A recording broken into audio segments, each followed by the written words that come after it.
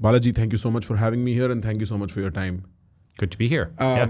My first question to you is, what do you think is the problem with the way the world works right now? So short answer is it's centered around post-war institutions that are ending. And we're going to need to figure out what comes after that. And I think what comes after that is China versus the internet. And let me explain in a little more detail.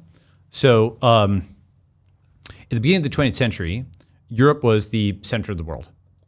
And the US and Russia were considered sort of quasi-barbarian things that were on the outskirts of Europe, like geographically, but also culturally and so on and so forth. They had these large expanses. They were not as cultured as Europe, right? And then what happened was these things had such a growth rate in many sense of the term that by the mid-20th century, so there's a famous quote, let me show you this, by Alexis de Tocqueville. Let me show you. And so this is from 1835. Okay? Yeah. So there are at the present time two great nations in the world which start from different points but seem to tend towards the same end. I allude to the Russians and the Americans. Both of them have grown up unnoticed, and whilst the attention of mankind was directed elsewhere, they have suddenly placed themselves in the front rank among the nations, and the world learned their existence and their greatness at almost the same time, right? So 100 years before the Cold War, he said, all other nations seem to have reached their natural limits, and they have only to maintain their power. And then he basically says towards the end, the principal instrument of the former is freedom, of the latter servitude. Their starting point is different, and their courses are not the same, yet each of them seems marked out by the will of heaven to sway the destinies of half the globe. 110 years before the Cold War, right? Why is that? Because he was almost like an angel investor, projecting growth rates out. And he saw these populations were increasing, these were just giant countries, and other things were happening, they were building things and so on. Okay, what's the point? By the mid-20th century, Europe had just completely collapsed and literally gotten split between the US and Russia, right? Which became the USSR. Like in the literal sense, down the middle, West Germany and East Germany, the Cold War, Iron Curtain, and so on and so forth, right?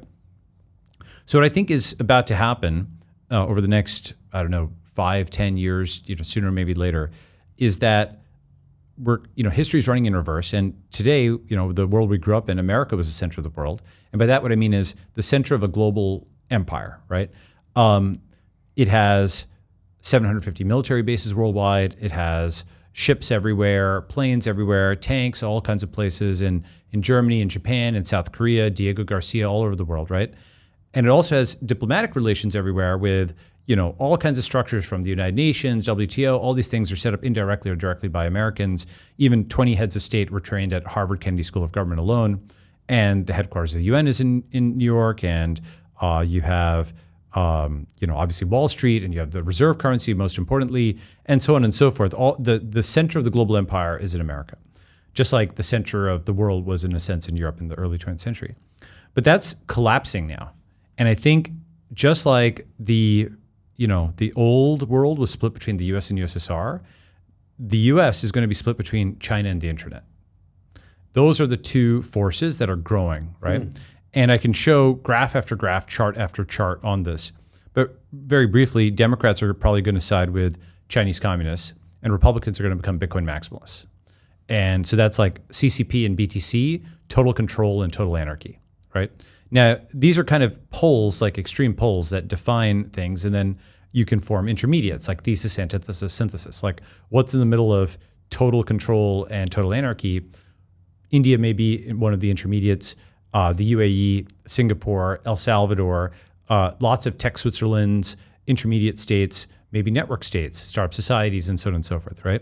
But this is, I think, in a sense, it's not just the new, capitalism versus communism. It is capitalism versus communism because, again, BTC is like ultra techno internet capitalism, and what is China? It is literally communism, right, or internet communism, right? And internet era communism is different than the previous era of communism because, in many ways, a lot of the arguments against communism in the 20th century, Hayek, who won the Nobel Prize, brilliant man, talked about the calculation problem, how you couldn't calculate everything, and therefore central planning didn't work. But now with compute, maybe you can, and China's built this giant central planning infrastructure based in part on compute, right?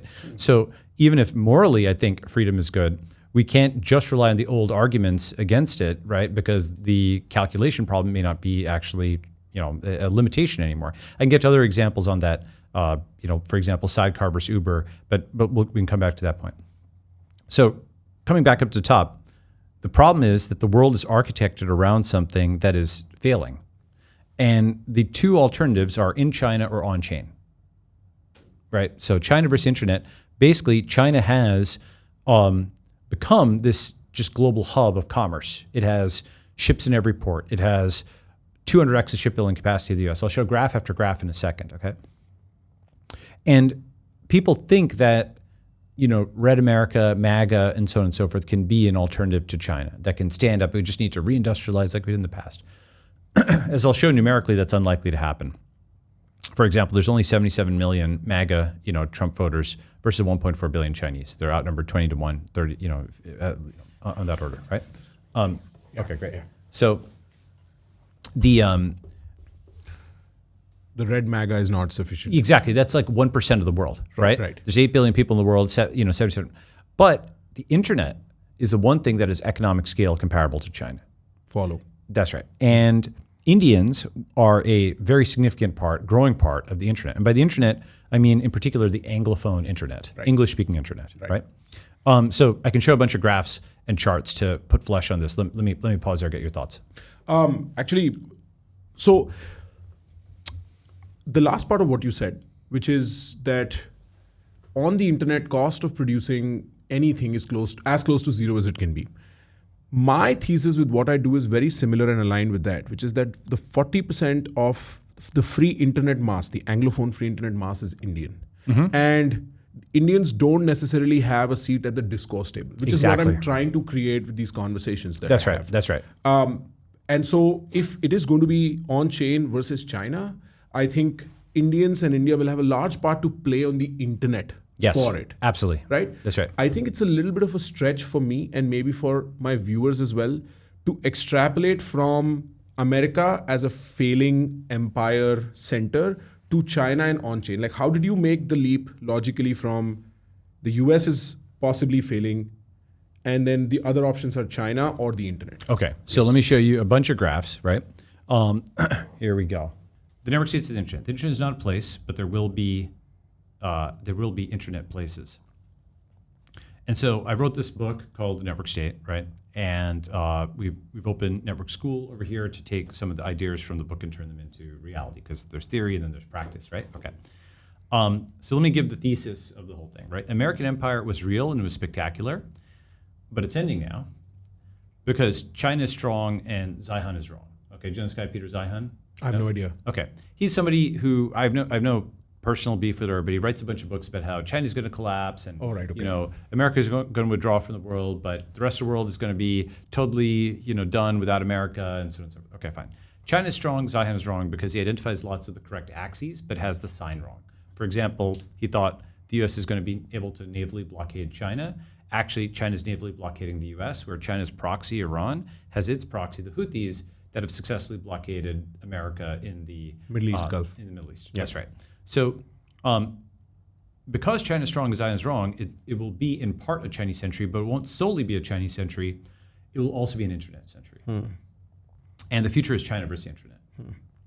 Those are the two heirs to American empire. China inherits the physical empire, but the internet inherits American values.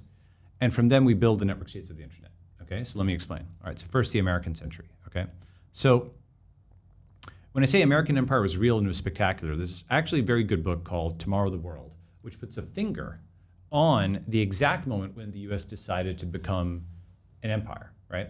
It was actually 1939, 1940. See, up till that point, the conventional wisdom has been among Americans, let the British run an empire. That's expensive, that's troublesome, and so on. Let them do all that stuff. We're just going to build up our strength at home, right? However, after the fall of France in 1939 at the hands of the Nazis, a bunch of Americans realized, wait a second, if we don't build an empire, the Nazis will, or maybe the Soviets will, and then they're going to blockade us with sea lanes, all this kind of stuff, right? So you realize, actually, there's no, if we don't play for number one, someone else will get the crown. So a bunch of intentional decisions were taken at that point to actually gear America into something it had not been before, which is global empire, okay? So the reason for that, by the way, is obviously you don't become global number one in every category by accident. Right? No, you don't. Right? You don't, Yes. right? So there's a bunch of Americans who are in this weird mental state where they're like, America's global number one and all this stuff. And oh, by the way, we didn't mean to do that. It just kind of happened. Do you know what I mean? Right. So clearly there was intent by at least some people to set a bunch of institutions there. For example, with the UN, it's set up in such a way that, yes, everybody has a vote, but there's the 5 Security Council members. And oh, by the way, it's in New York City. So guess what? They can have all kinds of surveillance apparatus. They can monitor, camera, photograph everybody going there, blah, blah, blah. So they have a backdoor into the UN, right? Okay. So American empire was real and was spectacular. And from 1991 to the present day, the U.S. was basically the most dominant empire of all time, right? And, the largest military. And this is when the left and the right of America worked together well, because the left did the diplomacy, because it's really hard. But if you've ever gotten 10 people to sign something, right? Then imagine how hard it is to get 10 companies to sign something. Now imagine how hard it is to get 10 countries to sign something. And now imagine how hard it is to get every country in the world to sign something. That was the skill of American diplomats, to get like global consensus on things like, WTO or the UN, like getting all of these people to sign on the line that was dotted, non-trivial, okay? Very underrated. And once you start thinking about diplomacy in terms of business negotiation, and then when that broke down, of course, they had their powerful military, right? So they had, they'd punch them until they signed. Right. Okay. Or they threaten them until they sign. Yeah, exactly. That's right. And to be clear, I think on balance, the U.S. was better than the USSR during this period, right? When you look at West Germany versus East Germany, when you look at South Korea versus North Korea, when you look at Cuba, or Chile versus Cuba, like I'm not saying every single thing the U.S. did during this period was good, but on balance, American aligned things did better. They were capitalist. They were doing well. Okay. So America was just completely unmatched in history, especially post 1991. Okay. So American empire is ending now. All right. One way of thinking about it is 4 of the most important factions, which are Red America, Blue America, Tech America, and China, all want the end of the current post-war order. Why? Red America is against the deep state, right? Blue America opposes the Trump administration. Tech America is against the regulatory state. And China opposes U.S. hegemony. Okay? So all 4, are you a math guy, physics guy? Well, I'm enough. A little bit. Okay. Yeah, sure. Fine. So if you remember like vectors, like force diagrams, right? Right. So, if you take this object, right, which is like the current U.S. structure, all 4 forces are pointed down in a way that hasn't happened in our lifetime. Right. It's kind of like a solar eclipse or something, like everything is aligned in a way, right? So the only thing that's keeping U.S. institutions in their current state is just their historical state. Legacy. Right. That's right. So forces are pointed down, so the dynamics will be down, right? Got it. Moreover, the U.S. is already socially disintegrated. This is from 2017. It showed that Twitter had partitioned where blues only talk to blues and reds only talk to reds. And now, 8 years later, it's actually completely fragmented. When Elon took over X, Twitter is now over, right? And so what do you have? You have on the right, you have X, and you have Gab and Truth and so on and so forth. And on the left, you have Blue Sky and Mastodon and Threads and TikTok, right? And then you have crypto networks like Farcaster and Nostr and Lens. So it's a Tower of Babel moment where Twitter is just fragmented, and now there's a bunch of ideologically different Twitters, right? And what that means is that you got millions of people on these networks, right? They are speaking English, but they're not talking to each other. It's like in Korea, there is no Korea. There's only North Korea and South Korea. So there is no America. There's only Blue America and Red America. They have different words. They have different like premises, right? Everything they're thinking about is just different, right? Mm-hmm. And so what happens is when you have that level of digital separation, digital partition, that is going to get printed out in the physical world. And for example, Democrats going and firebombing Teslas, right? That kind of stuff, right? That is something where they don't consider themselves part of the same tribe anymore, right? That is tribal warfare, reprisals. And of course, the old world saw this. This is what, the 20th century was like for India in many ways, right? Partition, all this kind of stuff. That is the kind of thing that's coming to America, okay? And the one way of thinking about this is anything that's important, it happens on the internet first, then it gets printed out in the physical world. For example, you do a Google Doc, you print it, right? Or you have a Flipkart or Amazon order, and you hit, in a sense, print, and you print it out to your front door, right? Or you have like a ride-sharing ride, and then you hit print, in a sense, and the car comes to your front door, right? So things happen on the internet first nowadays, and then they get printed out in the physical world. So this level of cognitive, social separation, the only thing that's keeping them together right now is the dollar. Because, for example, I can show the graphs. You know what percentage of Democrats marry Republicans? I think under 10%. It's 4%. Yeah. right? Right. So that is something that it's no longer like a political disalignment. That is when ideology becomes biology in one generation. Right. Okay. No, it's a ideological separation like nothing I've seen in India. Yes. I went out on dates in America, and if I as much as mentioned that I would vote for Trump as a joke, the date's over. Yes. It's a very interesting thing. Yeah. It almost never seems to happen anywhere else. No, that's right. So basically, that is in the process of like, it is digital secession. It's social secession and so on. This is what predates these groups breaking up, right? Physically breaking up. Now, the problem is it's fractal. It's like Yugoslavia or the Balkans. It's not something where you have a clearly delineated, easy blue and red area where there's 99%, 99%. Probably, by the way, had it been to that point, they would have come to like organized blows long before this. It'll be more like partition where it was just a mess, and you're going to have blues going to blue states and reds going to red states in this giant mess. This is already happening, right? Okay. So the thing is that A, these four forces are aligned against the order. B, the people have broken up, right? And C, after the tariffs, 190 countries are seeking alternatives to American empire, right? The thing about this, though, is it's not just ending in the internal sense, also ending as a hub for global business. For example, Delaware, which had generations of reputation for stability, that's just going away. Companies are just pulling out of Delaware, right? And once you've pulled out of that, well, kind of the whole thing is up for grabs, right? Like where will things get incorporated? And I think the answer is eventually going to be in China or on chain, right? Because a truly stable, corporate entity would be something that has smart contracts on chain. Then you can just move it between jurisdictions, just like when you move from place to place, your cryptocurrency remains intact, your email remains intact, your laptop remains intact. Anything that's digital is actually robust in a way the physical isn't, right? And of course, China will have its own recipe. I'll come back to that. Right. So the point is, though, that if you add up across ideologies, in America, they're shooting CEOs, they're bombing Teslas, unrealized cap gains taxes are being proposed in, that was a serious proposal by Biden's. They're abolishing the police, they're blocking all the student, tourist, and worker visas, they're slashing research funding, they've corrupted Delaware, they've imposed these unprecedented tariffs. When you add all that up across ideologies, America doesn't want to be an empire anymore. It doesn't want to be the center. It may think it's in its interest for it to not be an empire, but it's basically cutting off foreign talent, it's cutting off foreign trade, it is breaking up internally, socially. It's not one thing, it's like 20 things that I just mentioned, right? Okay. And so this is actually something which is a function of the fact that the world economy has moved back to Asia. Okay, so this is a very important graph. It shows that for thousands of years, the center of the world economy was basically in Eurasia. And what that means, it's like an average of historical Japan and China and India and the Middle East and Europe and so on and so forth, just using approximations for where their historical capitals were, okay?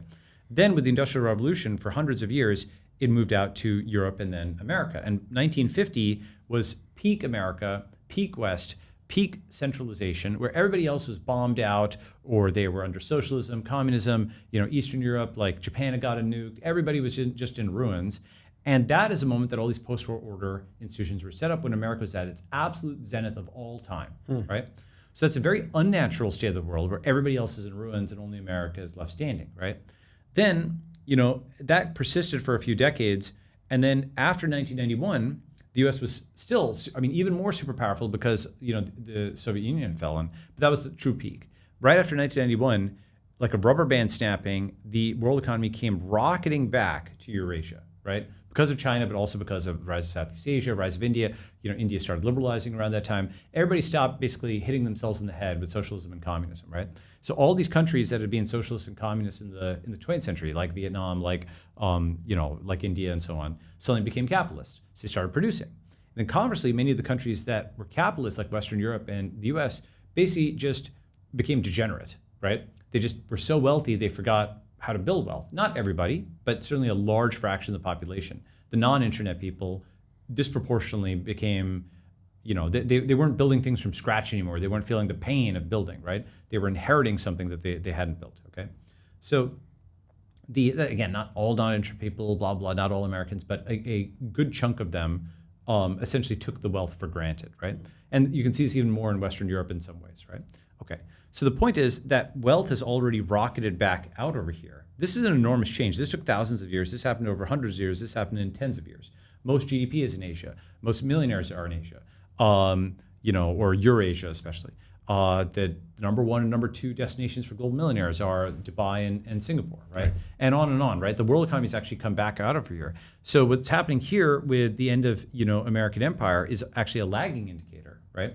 And the issue is Americans think that by rights, the world should be centered in the U.S. They'll often say, in 1950, a guy who was a high school graduate, he could have a wife and a house, and it was fine, and so on. And that was true for a tiny percentage of the world because a Polish guy who was like a really smart and hardworking guy was a slave under communism, right? Or a really smart Japanese guy had been nuked because his crazy government had gotten into this giant war, right? So the rest of the world was artificially ragged. Stunted, yeah. Exactly, that's right. That's not to say anything bad about the U.S., but it's just that there was an advantage where that high school graduate was in the one environment that hadn't been destroyed. Right. That's not the natural state of the world, right? Right. Okay.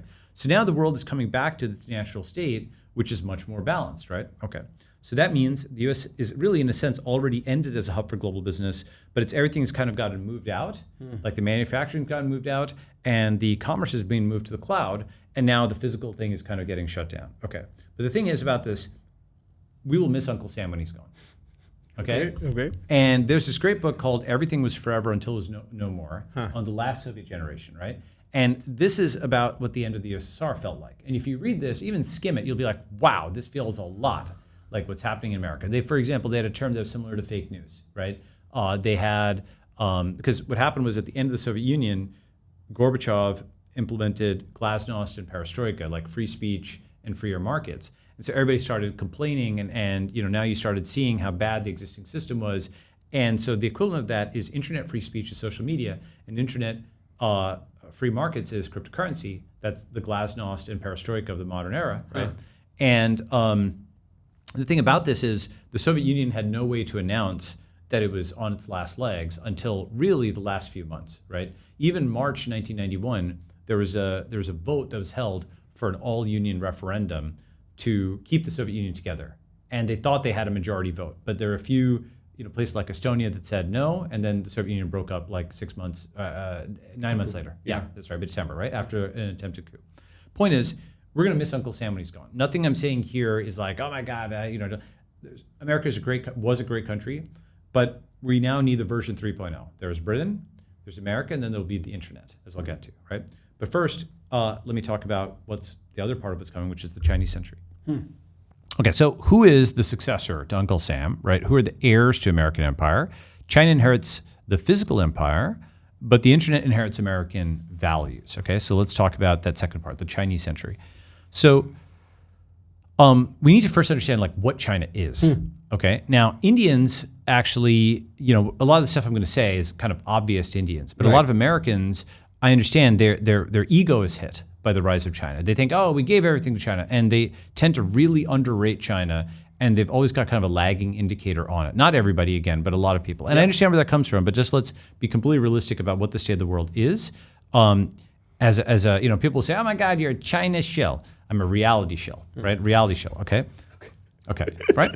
So, first what China is, because even if you want to compete with China, you need to understand what it is, right? So there's this set of books by this guy, Peter Zeihan, and he basically makes his cases, which I think is wrong, is China's collapsing and the U.S. is going to win by default. You don't have to do anything.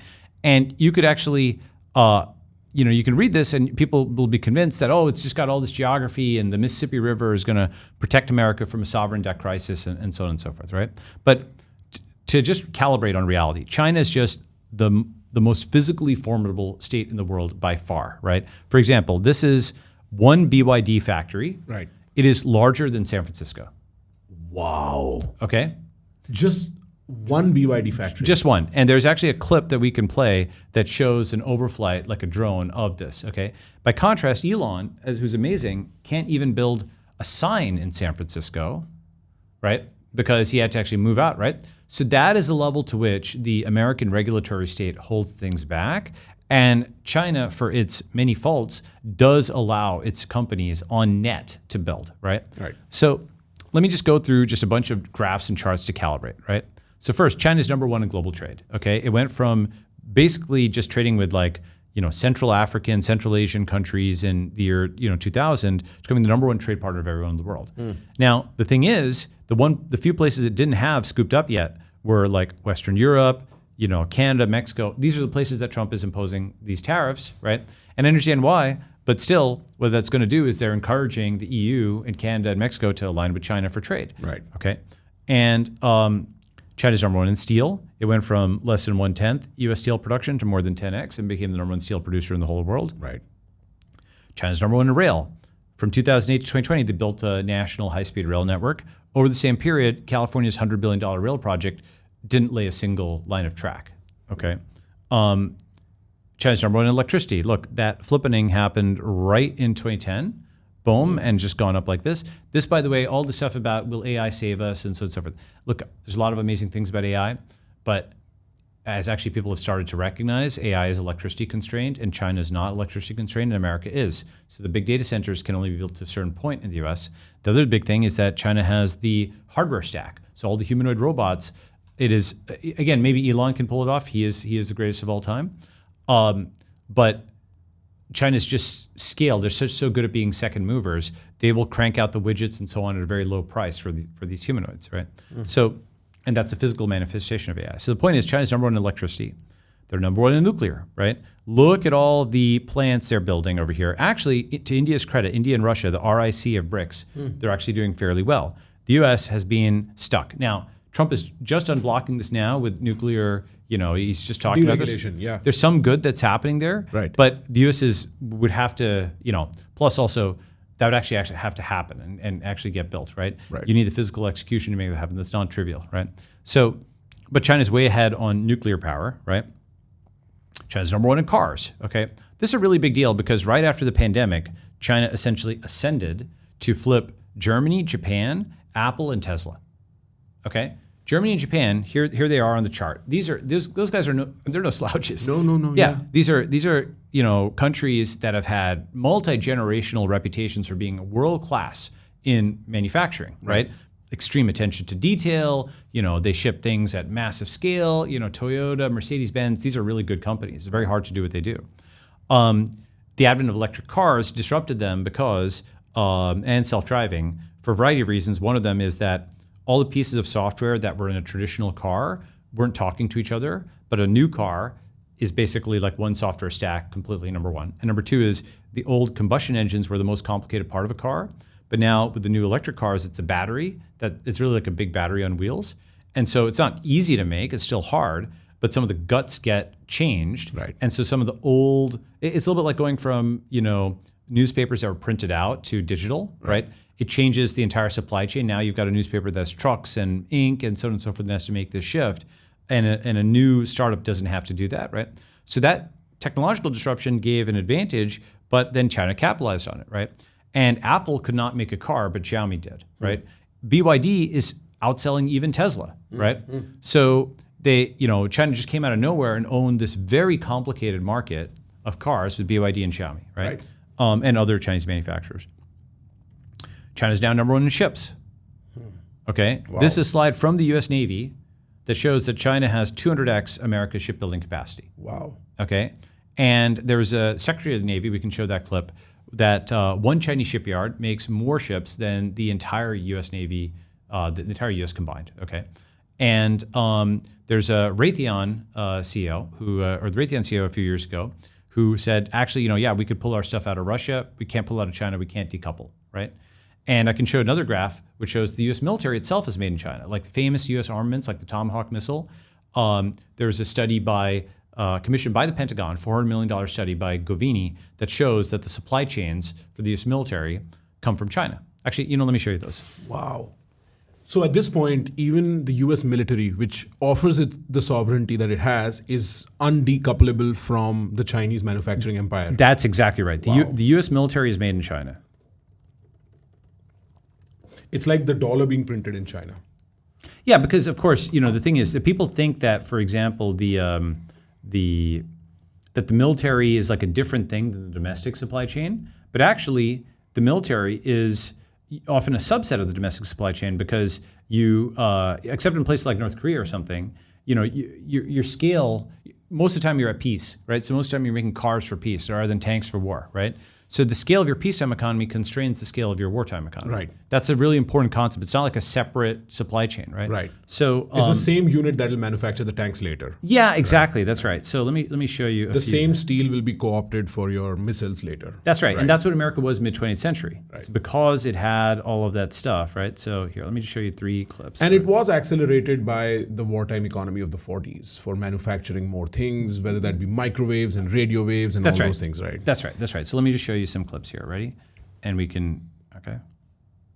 And you'll attach these clips later, right? Yeah. This will happen, yeah. One shipyard has more capacity than all of our shipyards combined. But it is a reality, which means they have 13 shipyards. In some cases, their shipyard has more capacity. One shipyard has more capacity than all of our shipyards combined. Wow. One shipyard has more capacity than all of our shipyards combined. Wow. Okay. Let me show you a few more. Here is the CEO of Raytheon. Important for the American people to understand is the relationship with China. We have to find a way to get along. There is a codependency, whether it's rare earth metals, whether it's pharmaceutical precursors. Again, $500 billion of trade comes from China to the U.S. every single year. So while we talk about pulling supply chain out of China and resourcing out of China, I would tell you it's very impractical. We've been de-risking for a couple of years, making sure that we have second sources for critical componentry.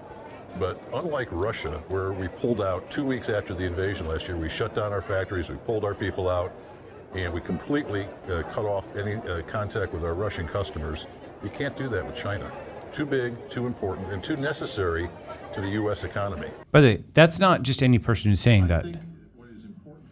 Raytheon is one of the so-called primes, like the big, like the big tech companies. There's like Apple, Google, and so there's primes, which are the big U.S. military, defense manufacturers, Raytheon, Boeing, and so on and so forth. So for him to say that is essentially acknowledging this: the U.S. military is made in China, right? So let me zoom in on this guy. So basically, this shows, you see the Tomahawk missile, famous U.S. armament? Right. When you go to the supplier, it's like Hangzhou Fishery Company, and Bolts Limited or whatever, right? And so this is something which is not like a small thing, like, all these famous U.S. armaments. And of course, you kind of know this, like, even many Trump hats, for example, are made in China. And that study comes from the, go ahead. No, if MAGA hats are made in China, that's like an irony in itself. It is an irony, right? I know, and I feel bad for them, you know, but it's also something where it's funny that China, they'll just make a buck on something. They'll make the MAGA hats, who cares, right? Right. So, but here, this is actually from this, from the Pentagon, and it shows Chinese suppliers and U.S. supply chains just went completely vertical starting after 2010, right? And that, Chinese semiconductors and critical military platforms. I mean, look, there's people who are working on trying to fix this and so on and so forth. We just need to understand where the world is, right? Maybe where the world can be, but first where the world is. Right. Where the world is, the fact is the U.S. military is made in China, right? Which means it is impossible, and I'll show you one more. Ready? Yeah. So, okay, so take a look at this. Do I know this gentleman? This is the Secretary of Defense, the current Secretary of Defense, Pete Hegseth. All of its war games against China, we lose every time inside the Pentagon war games. We know what our real capability. You see, we didn't even get to this part of the war on warriors. I mean, the military-industrial complex, the way we procure weapon systems. We're always the way our system works, the way our bureaucratic system works, where the speed of weapons procurement works. We're always a decade behind in fighting the last war, whereas China. We have what did Rumsfeld say? You go to the war, the army you have. We have the army. China's building an army specifically dedicated to defeating the United States of America. That is their strategic outset. Take hypersonic missiles. So if our whole power projection platform is aircraft carriers and the ability to project power that way strategically around the globe, and yeah, we have a nuclear triad and all of that, but a big part of it. And if 15 hypersonic missiles can take out our 10 aircraft carriers in the first 20 minutes of a conflict. All of its war games against China. I see what you mean. Okay, so just to tell you who I'm quoting there, right? That's the current Secretary of Defense under Trump. That is the former Secretary of the Navy under Biden 2 years ago. That's the Raytheon CEO, and that's the Pentagon itself. Right. Okay. So you're citing official sources. I'm citing the official sources. This is the DoD, right? So like, that's something which is, called admission against interest or what have you, right?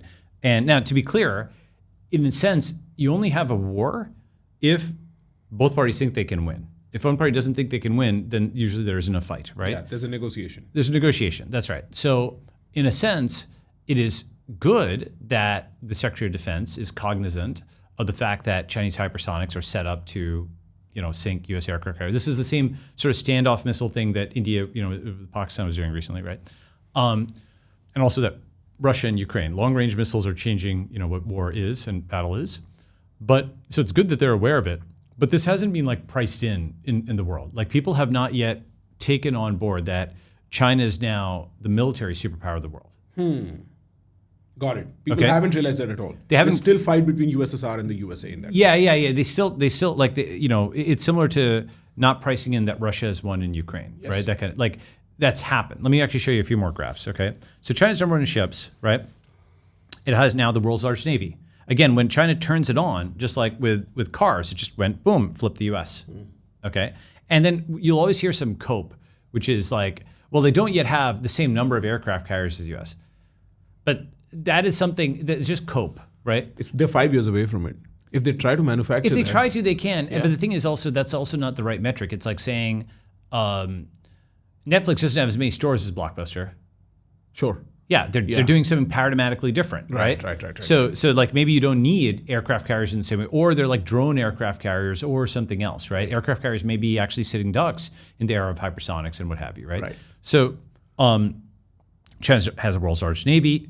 China's also number one in cities. It has 113 cities with over 1 million people, bigger than SF and so on and so forth, right? Right. And unless you've actually traveled there and seen it, it's actually really remarkable what they've got there. In Shenzhen, you have drone delivery is routine, right? Self-driving is routine. All this stuff is routine. Sidewalk delivery robots, routine, right? So they are ahead. They're ahead by a lot, right? And they've just really turned it on. Again, there's lots of stuff that's bad about China. The problem is at this point, people are like, oh my God, you love China so much. I'm going to critique them in a second, okay? But point is, I'm just a reality show, right? Okay.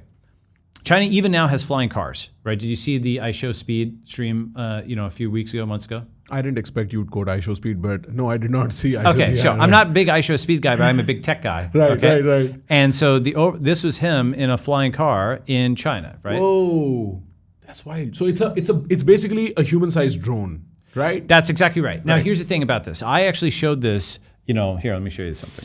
I put this up.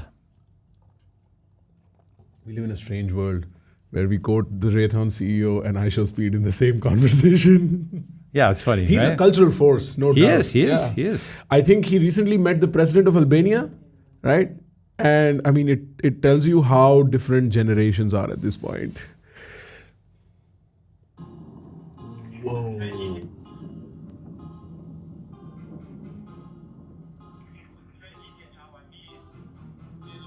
This is a very scary video. This is a very scary video. Yeah, I know.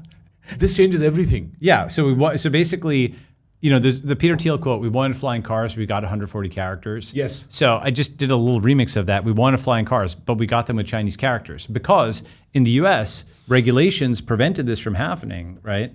Where's My Flying Car is this really good book by J. Storrs Hall, okay?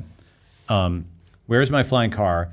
That documents exactly when certain set of decisions were made that pushed all innovation. In the 1970s, any energy-intensive innovation was essentially prohibited, and that's why it pushed everything into computers. Yes. Right? So 100% of the innovation, not 100%, but like most of the innovation was in non-energy intensive areas. Right. Because the physical world was so highly regulated. Right. And this was short-term risk aversion that led to long-term catastrophic risk because now China's so ahead physically, right? People thought, oh yeah, someone could fall off a plane or if it crashed or whatever. It was always some downside scenario, risk scenario that led people to avoid the physical world risk, right? Right. Okay. So, just to simplify for people, Yes. Sometime in the 70s, the rate of progress in information technology started far superseding physical technology. And so you saw a lot of stuff happening on screen, on the internet, and with information, not so much with manufacturing, not so much with innovation in the physical space. That's exactly right. Yes. That's right. And so here is the stream, by the way.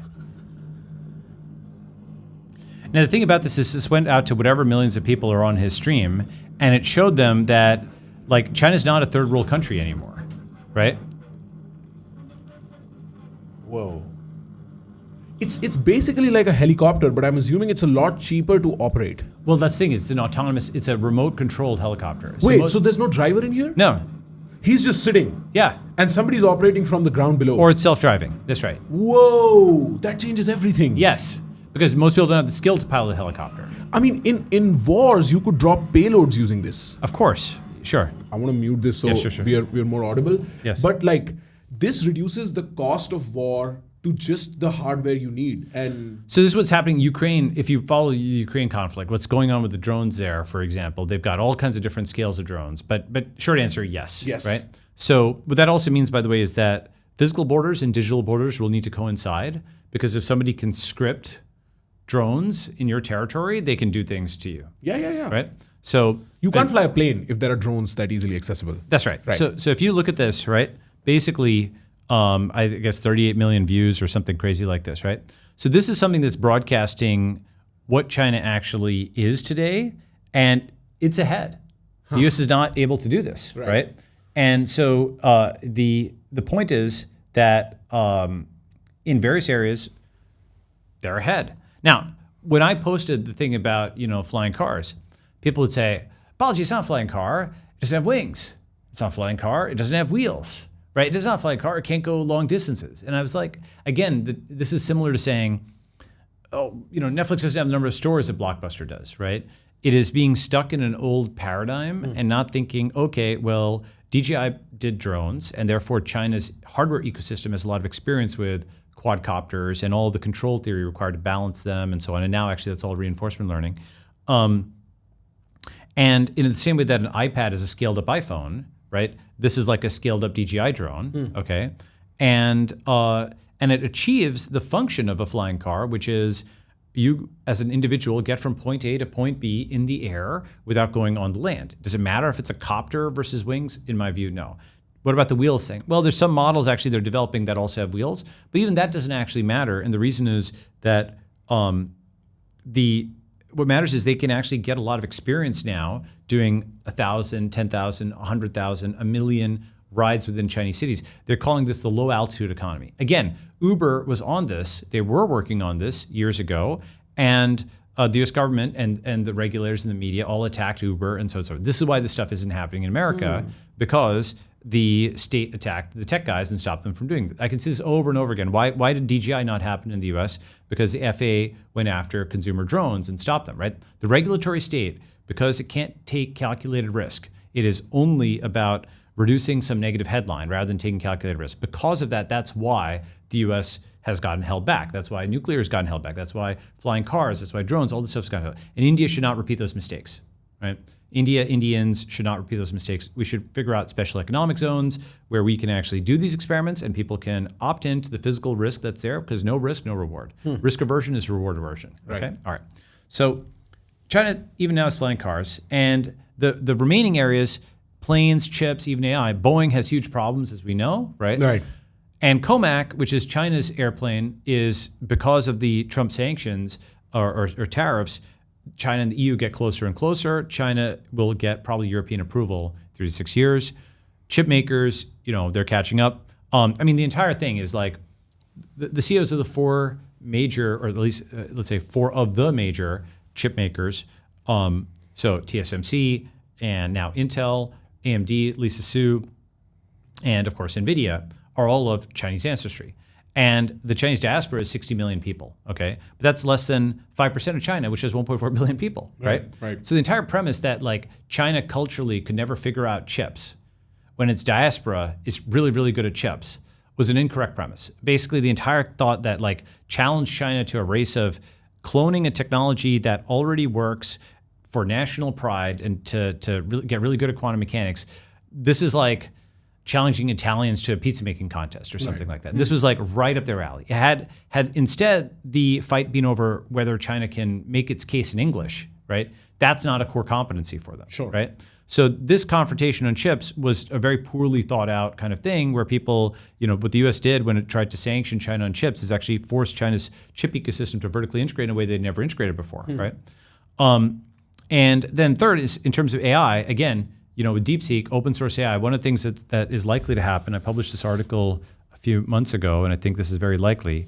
So have you heard the term, I think it's, again, a COPE term, overproduction?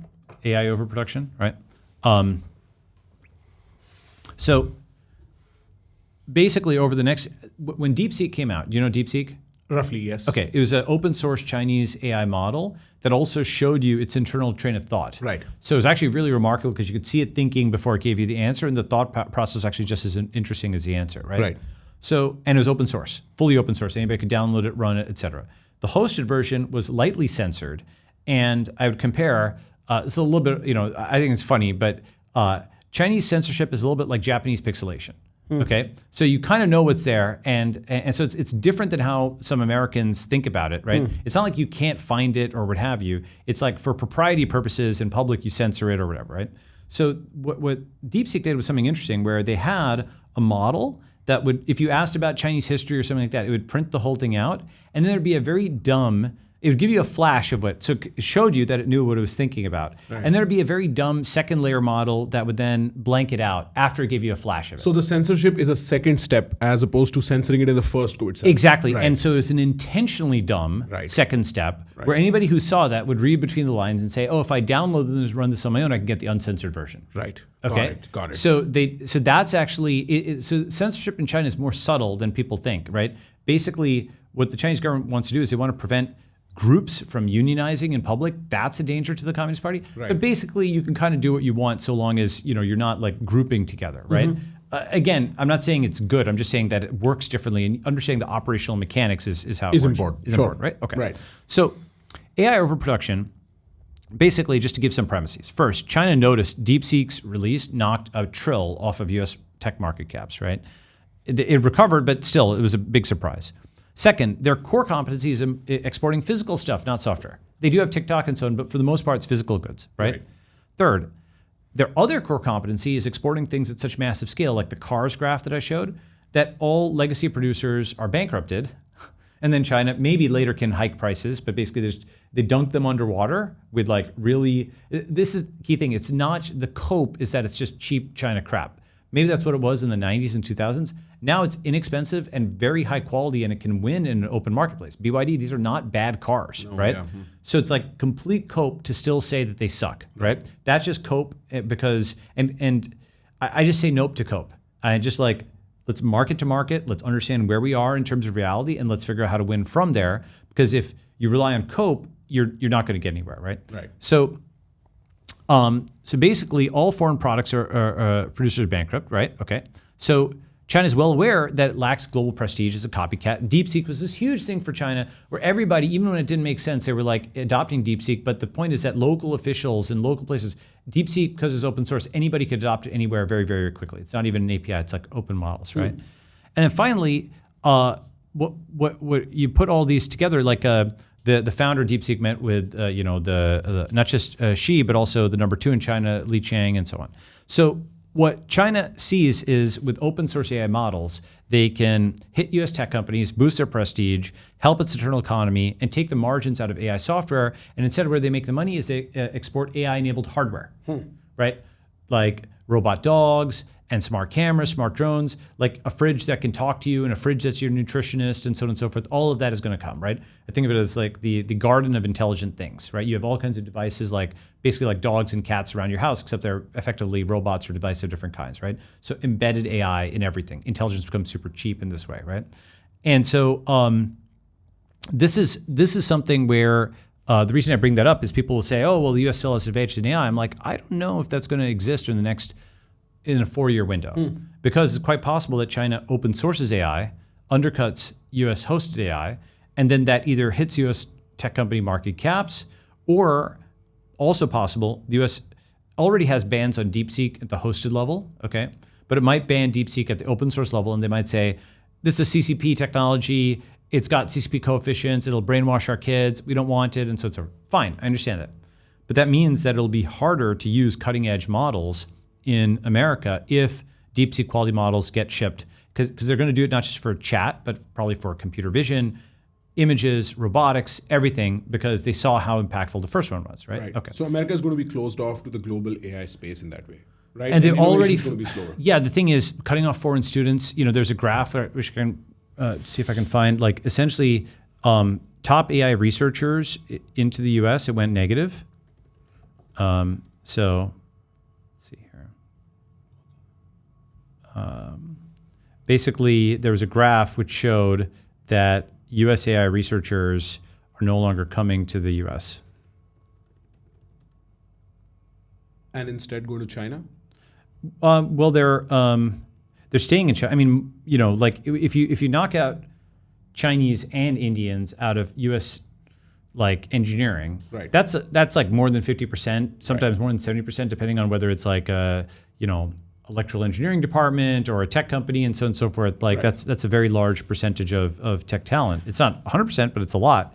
I was trying to find this graph which shows like AI.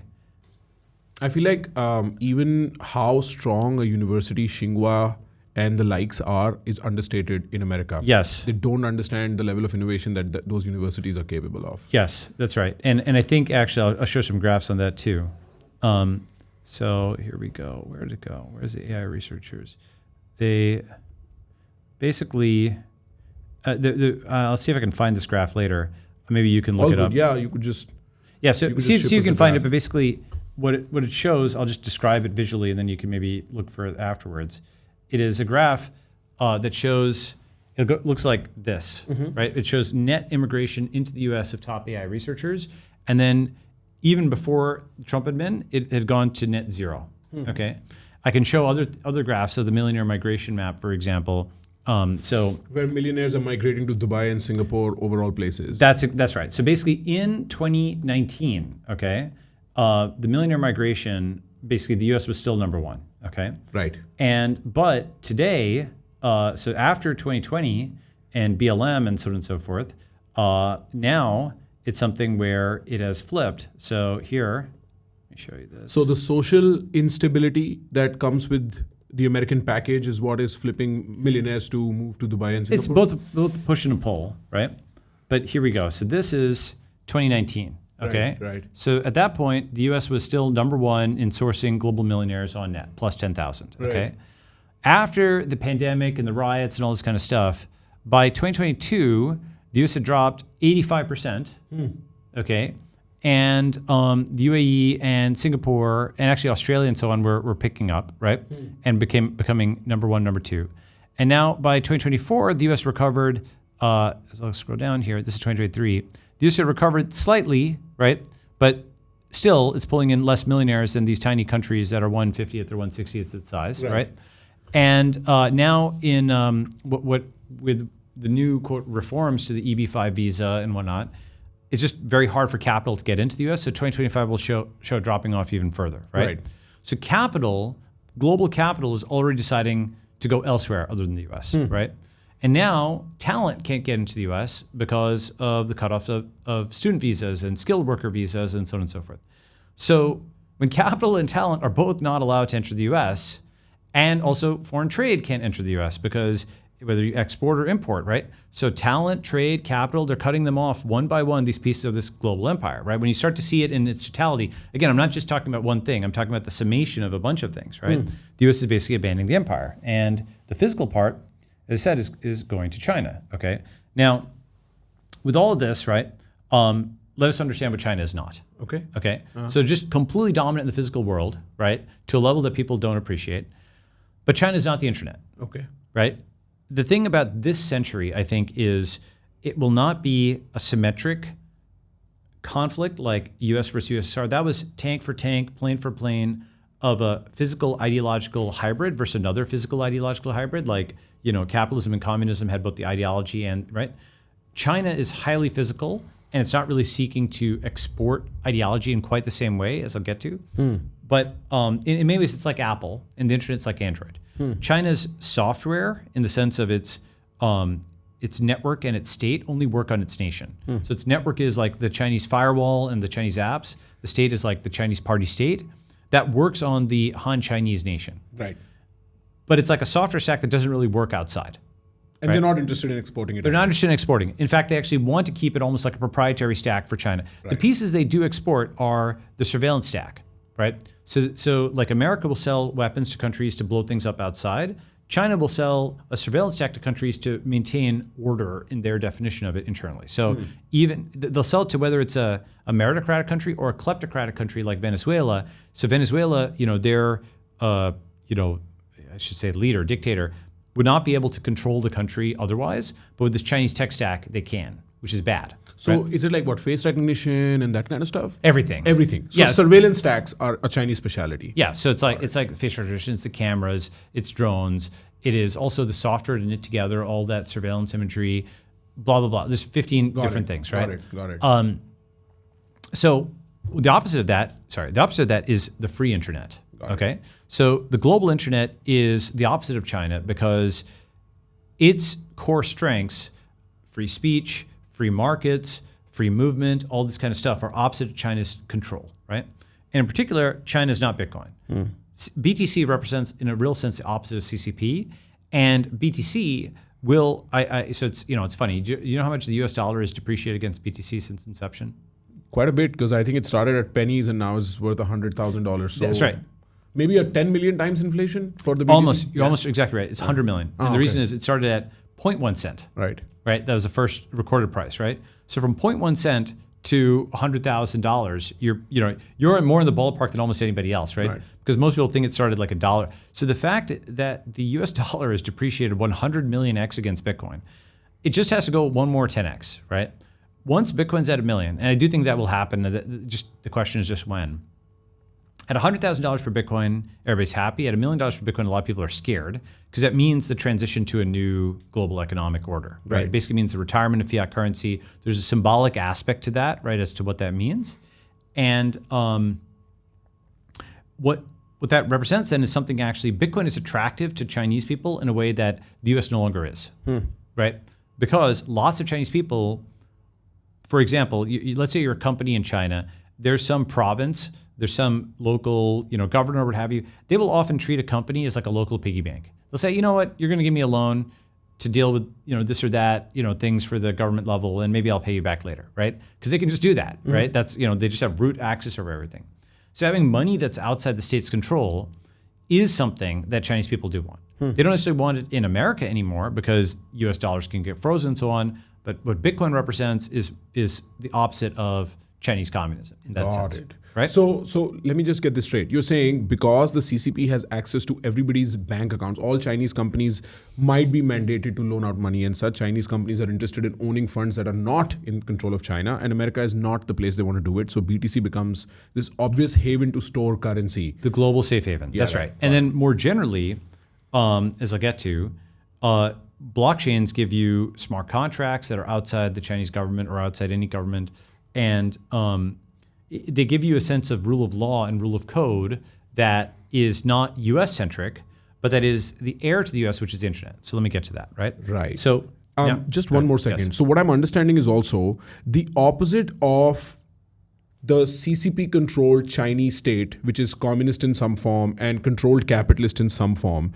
but at the core centralized, is the Bitcoin crypto internet universe, which is an heir to the American values of free speech, free market, free trade, but is not the American state, and so does not carry the weight of the American state and politics and sort of American civil conflict with it. That's right. Right. Yes, Got that's it. right. Now, Got it. the civil conflict will be a part of this. That is to say, in the sense that this will play out in North America. Democrats aligning with communists, Republicans will become Bitcoin maximalists. And you're already kind of seeing that happening in this, for example, do you see Gavin Newsom, like this kind of thing? So Democrats, communists, Republicans, maximalists. Gavin Newsom is the governor of California? Yes. Right, yes. That's right. So Which is a blue state for my Indian audience. That's right. So it's a democratic. That's right. So Gavin Newsom, did this whole thing with Xi, right? Right. This was in 2023, right? And, you can go and read this article, Only Newsom Can Go to China, right? And basically Gavin Newsom, he went to China and he said he's willing to be China's long-term stable and strong partner. Got it. It sounds very odd to the Indian ear. Yeah. Yeah. Right. So basically, the reason is that Newsom, Democrats are more likely than Republicans say U.S. and China can cooperate on key issues. There's these articles like by Democrats that say China was correct on free speech, control of free speech. Right? Really? So Yes. this is what, New York Times? I'm not surprised. This Atlantic, okay. even worse, Yeah, right? I'm not surprised. Yes. So now, by the way, Democrats and communists work together in history. Now, the difference is this time the communists would be in the leadership seat and the Democrats would be subsidiary, rather, right? Right. So the thing about this is, Xi understands, the U.S. enough, right? By the way, back in the 80s, Democrats proposed to tie up with the Soviets, right? So the Democrat-communist thing has gone back very far, right? And in a deep sense, the big difference is, I had this one-liner that I thought was good. Essentially, if Republicans want to be part of the most powerful nation, Democrats want to be part of the most powerful state. Okay, so Democrats are wired differently from Republicans. Republicans want to be part of like a tight-knit community that organically scales from baseball and hot dogs to aircraft carriers and world domination. Democrats are fine with becoming senior administrators of a multicultural, multi-ethnic, and multinational global empire. The conflict in the 2020s, early 2020s, between Democrats and communists was who would administer this global empire, right? Now that Democrats have lost that, right, they're folding into China, okay? And so I showed you the Newsom one, but I'll show you some others. So for example... I'll give you a thought on that in the meanwhile. Go ahead, yes. I have told my American friends time and again that the right signal on China is to be received from India because India is a territorial neighbor to China. So we almost have a sixth sense to what China is doing that America does not because it's so far away very often. And there are rumors going around for quite some time that the Canadian Parliament is infiltrated with Chinese money, for instance, which is very similar to the democratic model of running a country. They're very liberal in that way. And not just that, but there might be some European states that are filtering in Chinese money. And so there's a very real danger of shadow Chinese ideological occupation in these Western nations that I don't think America has woken up to yet. Yeah, so I think, they have now. So they're definitely doing a lot on anti-China stuff and whatnot in the U.S. Right. I'd argue they're even taking it to the point of, like the 240% tariffs and so on and so forth, right? So I think there's a smart way of dealing with it and there's a dumb way of dealing with it, right? The smart way of dealing with it is to recognize, for example, you analyze your supply chain and you say, we want these specific things to be nationally sovereign, and so therefore we're going to allocate capital towards that and even produce at a loss because we need that. And the dumb way is to say tariffs on everything, including French, wine and Canadian maple syrup and whatnot, right? If the issue is China, then deal with China, not tariff on everybody or whatever. Anyway, Right. So, and even with subversion or surveillance, if Chinese Americans are a big percentage of like AI researchers, do you want to alienate them? Probably not, or maybe they are doing that and they just want to take the hit on that. Who the hell knows, right? But I think it's a hard problem to solve, right? The reason is that China's economic clout is growing to such an extent that it's hard to do business without them. Right. But the internet is the alternative. But right? you also can't bully them with tariffs at all. You can't. Yeah. That's right. They're too strong, right? They are the stronger party from the supply chain side of things. That's exactly right. Yes. That's right. And they have only 16% of their revenue goes to the U.S. This is the thing is the U.S. needs China much more than China needs the U.S. Right. So let me show you that.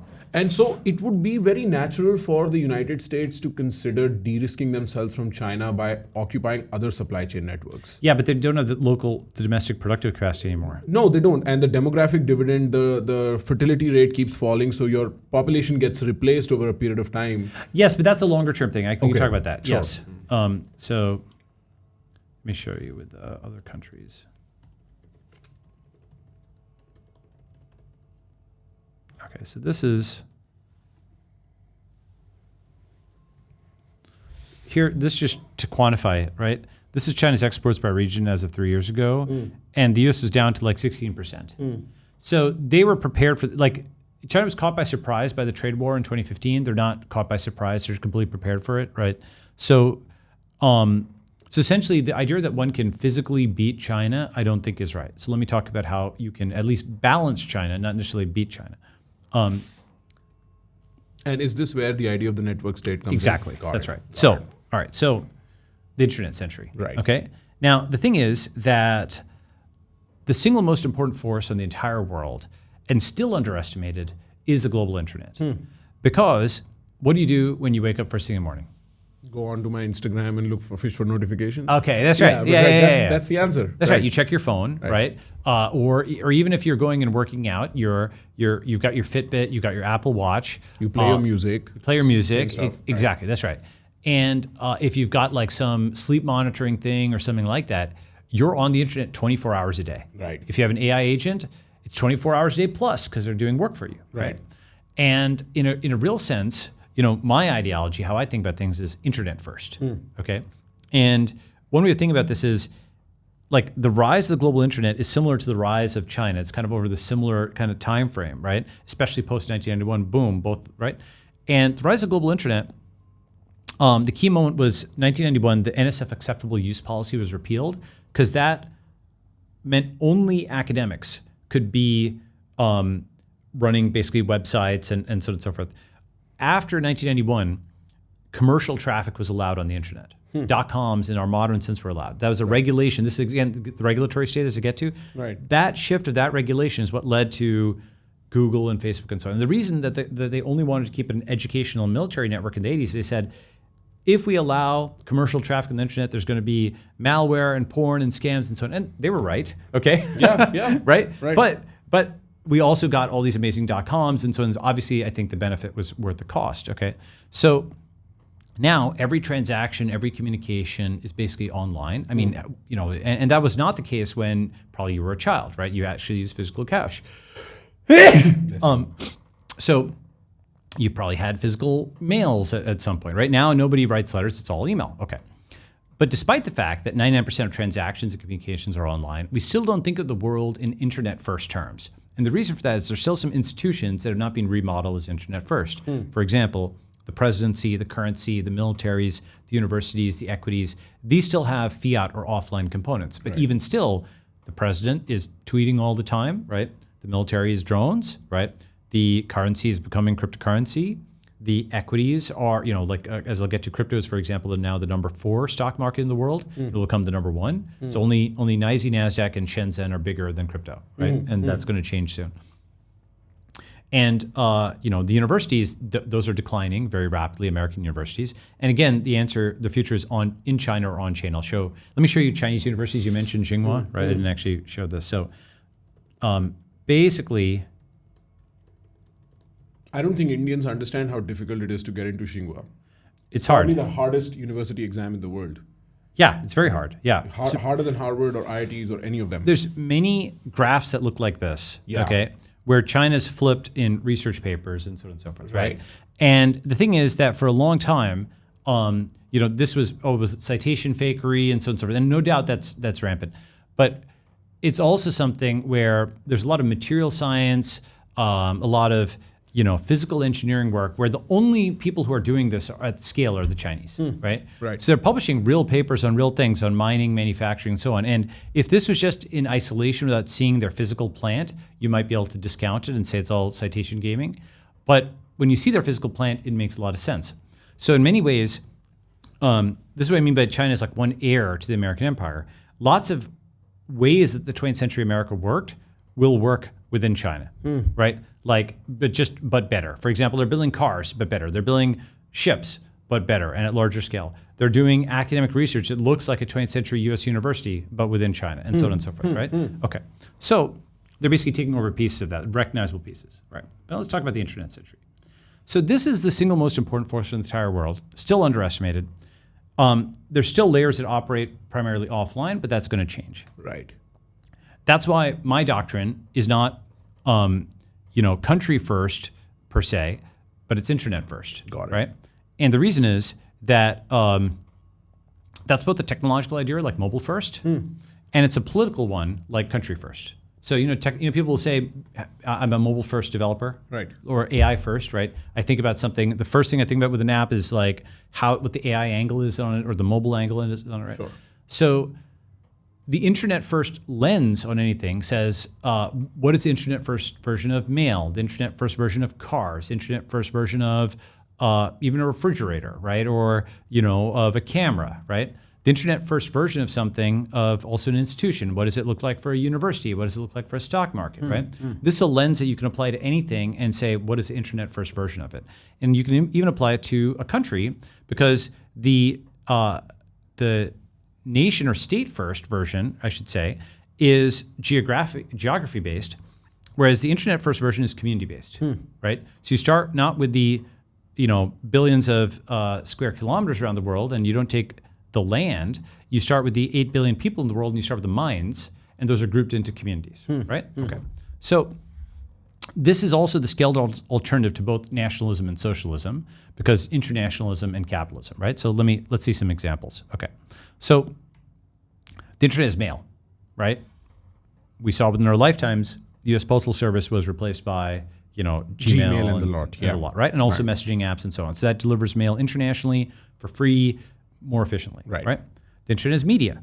Okay, so you have, social media has now basically replaced mainstream media, and this is actually some of it's directly government funded, like BBC or NPR, right? The rest of it is indirectly government funded because they get leaks from the U.S. government. Right, and that gives them their headline, and that's how they sell newspapers. Okay, they have access that they get charged for. They used to have access. Right, now they're being locked out of the government, which is great. Now right? citizen journalism is taking over. That's exactly right. So now these guys are being reduced to being posters on social media. Right. So this is internet first. Okay. They're kind of like the official. They will confirm or deny some of the stuff that might start as rumors on social media. Yes, but they themselves start a lot of fake rumors, and we debunk them. Yeah, and also they pick up a lot of the stuff that Twitter first shows. Yeah. So it's Twitter first, and then on to news channels, as opposed to the other way around. That's yes, exactly. I agree. That's right. So the internet is mobility, right? So internet took over taxi regulation, hotel regulation from government regulators. Ride sharing and room sharing apps are transnational cloud regulators of global marketplaces. So what that means is, who's the real regulator? Well, it's the star rating in the app, not really the taxi mail. And this is happening in real time. This is happening every 6 months or something like that. And then also, lots of kids, they want a phone rather than a driver's license. Why? Because that's actually your true driver's license. If you've got access to the app, then you can get from point A to point B, whereas a driver's license is less mandatory than that, right? Or it's a different way of getting around, right? These medallions were worth millions of dollars. Yes, and they just got crushed. Yeah, crushed exactly. because of Uber. That's right. Right, yeah. The internet is Mars. Okay, so NASA is being replaced by SpaceX, and how is SpaceX funding its missions to Mars? With Starlink. Right. With the internet. Literally, the global internet is bootstrapping us to space, right? Okay. The internet is money. Bitcoin is taking over from fiat, right? Right. And the internet is monetary policy. Bitcoin's monetary policy is taking over. This is the Fed, where it jacks interest rates up and down and up and down. And this is supposed to be like the solution to some equation, but it's actually just completely political and committee-based and so on. They're not doing math. They're not doing control theory. They're trying to steer an economy with like one parameter with lagging indicators. It's like complete nonsense, right? Future historians will look back on this, like what the Fed is, as like looking at entrails or something. It's like, it's crazy, because what happens is downstream of this, every hedge fund manager, everybody does all these calculations, all their spreadsheets, and at the top level, they just make up the numbers. I think 0.25% feels good today, and I'll do a hike like that. It's literally like that, okay? They have no dashboards on what their implications are. By contrast, just so that I explain people what you're showing me, this is, I'm assuming, interest rate graphs. Yes. Right? And this is part of the monetary or fiscal policy of a country, depending on what country. And so you're saying that the Fed just jacks up or brings them down on instinct, depending on what the circumstances. In fact, let me show you that. And that produces a lot of variability, as opposed to some kind of internet-based model that is decentralized enough to gather information and make sense of it, compute, and so on, and then provide a policy recommendation, right? So that it's insufficient information in the physical world, but on the internet, you're saying that it's not. That's right. Yeah. So exactly. So let me show you. This is somewhat technical, but imagine. So one of my friends, talked about control theory. This is one of my friends at Sequoia, right? And so I was like, imagine trying to control a highly multivariate system, meaning lots of variables, right, by adjusting a single parameter, the interest rate, with a committee vote, with the feedback delay measured in months, while the characteristic time of the system is in seconds. So what the Fed is doing is, it's like steering a car by mail. Yeah, right. Yes. Okay. It's sending a physical postcard to move a car. Correct. Right. That's right. So the characteristic time, you have to react in fractions of a second. Right. But if you have to wait days or weeks for that physical mail to get back to you, obviously there's just complete mismatch to the time scale of the problem. Right. And that's what the Fed is. And just to show you that it's set on the basis of feels, here's an article from the WSJ where it actually admits it. Richmond Fed president, if I had woken up Tuesday morning or Wednesday morning and felt like... So it's instinct. They're literally just surfing Twitter, reading the news, and then adjusting rates based on how they feel. Right. Committee vote.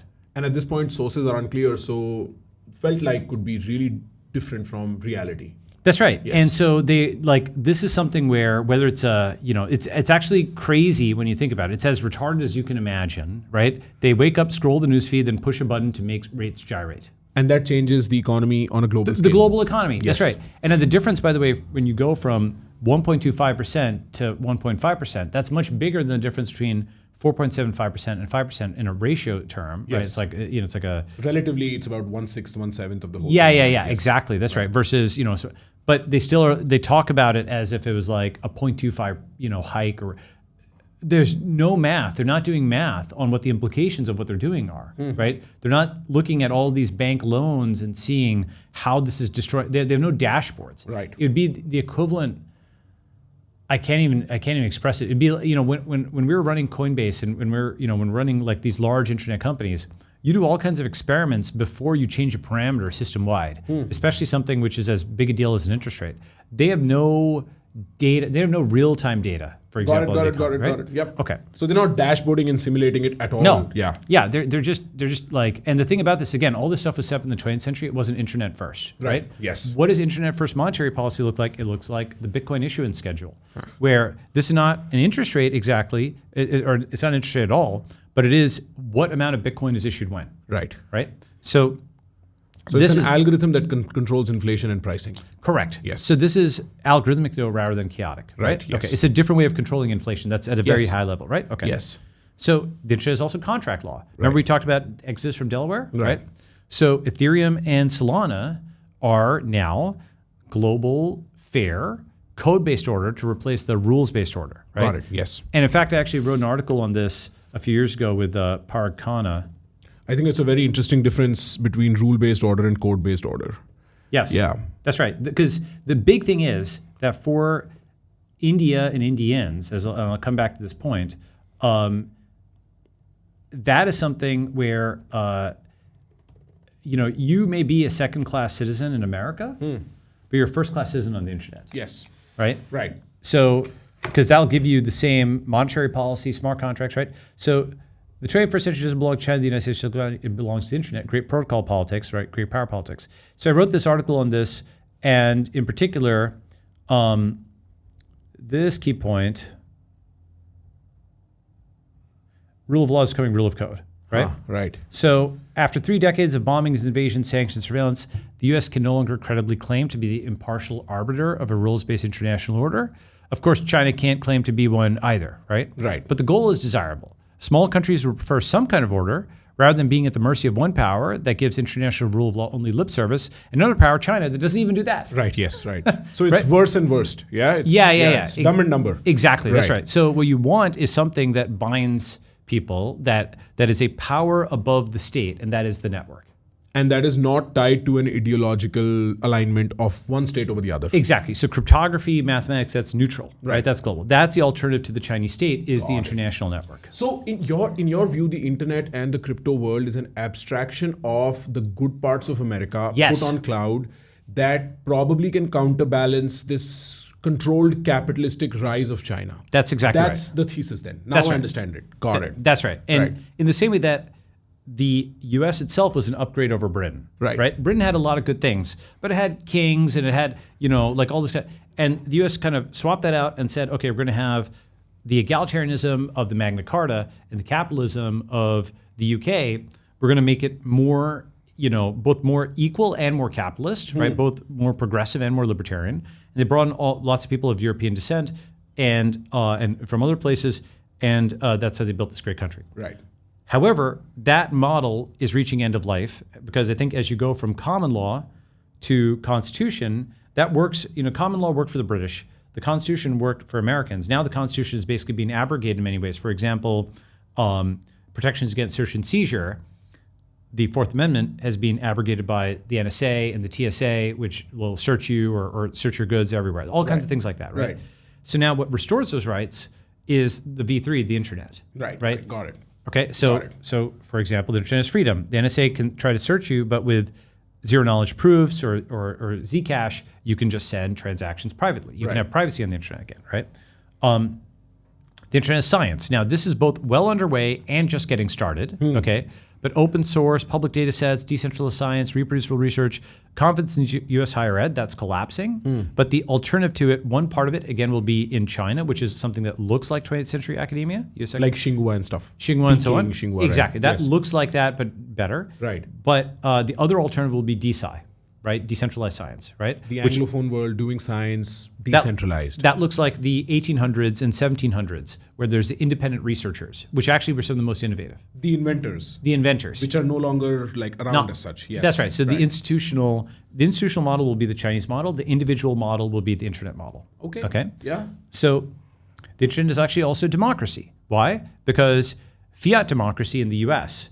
is, I mean, like, again, India is actually doing a great job on this. They count all their votes in one day. I'll come back to that. I think India will become the world's leading democracy in the same way that China became the world's leading communism. Okay, I'll come back to that point. But basically, fiat democracy in the U.S., distrust in elections, the votes aren't verified, there's no voter ID, all this kind of stuff, right? But on chain, it's working. There's these things called DAOs, right? And if you go to something like, snapshot.org or Voteagora,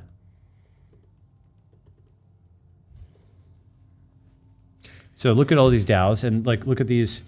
There's 370 proposals, and so people will go and they'll take a vote to reduce the DAO, right? Right. All of these are controlling millions and millions and millions and millions of dollars, right? And the votes are happening on chain using the same kind of thing you can use to send one Bitcoin, you can use to send one vote. Right. And the same thing you can use to count how many Bitcoin, you can use to count votes. Right. Okay. So that technology can be used for essentially binding on-chain votes or plebiscites, right? That can be audited, and you can see all these people were human, or what have you, right? Okay. So that means that actually, just in the same way that with tech we reclaimed free speech, we can and should reclaim democracy. Okay. I know there's folks on the right, center-right, who have gotten democracy is not something that people say a lot of good things about in the West nowadays. Democrats are disillusioned with democracy because Trump won twice, so they're turning towards Chinese communism or the violent anarchism of the Luigi left. Republicans are disillusioned with it, but I think there's actually still something good there, which is the consent of the governed. And the internet-first version of democracy combines voting with a ballot, but also voting with the feet and voting with the wallet. For example, do you know Elon's Starbase Texas? Yeah, I know about the Starbase in Texas. Yes. So did you see the vote that they held? No, I don't know about the vote. Okay, this is very important actually. So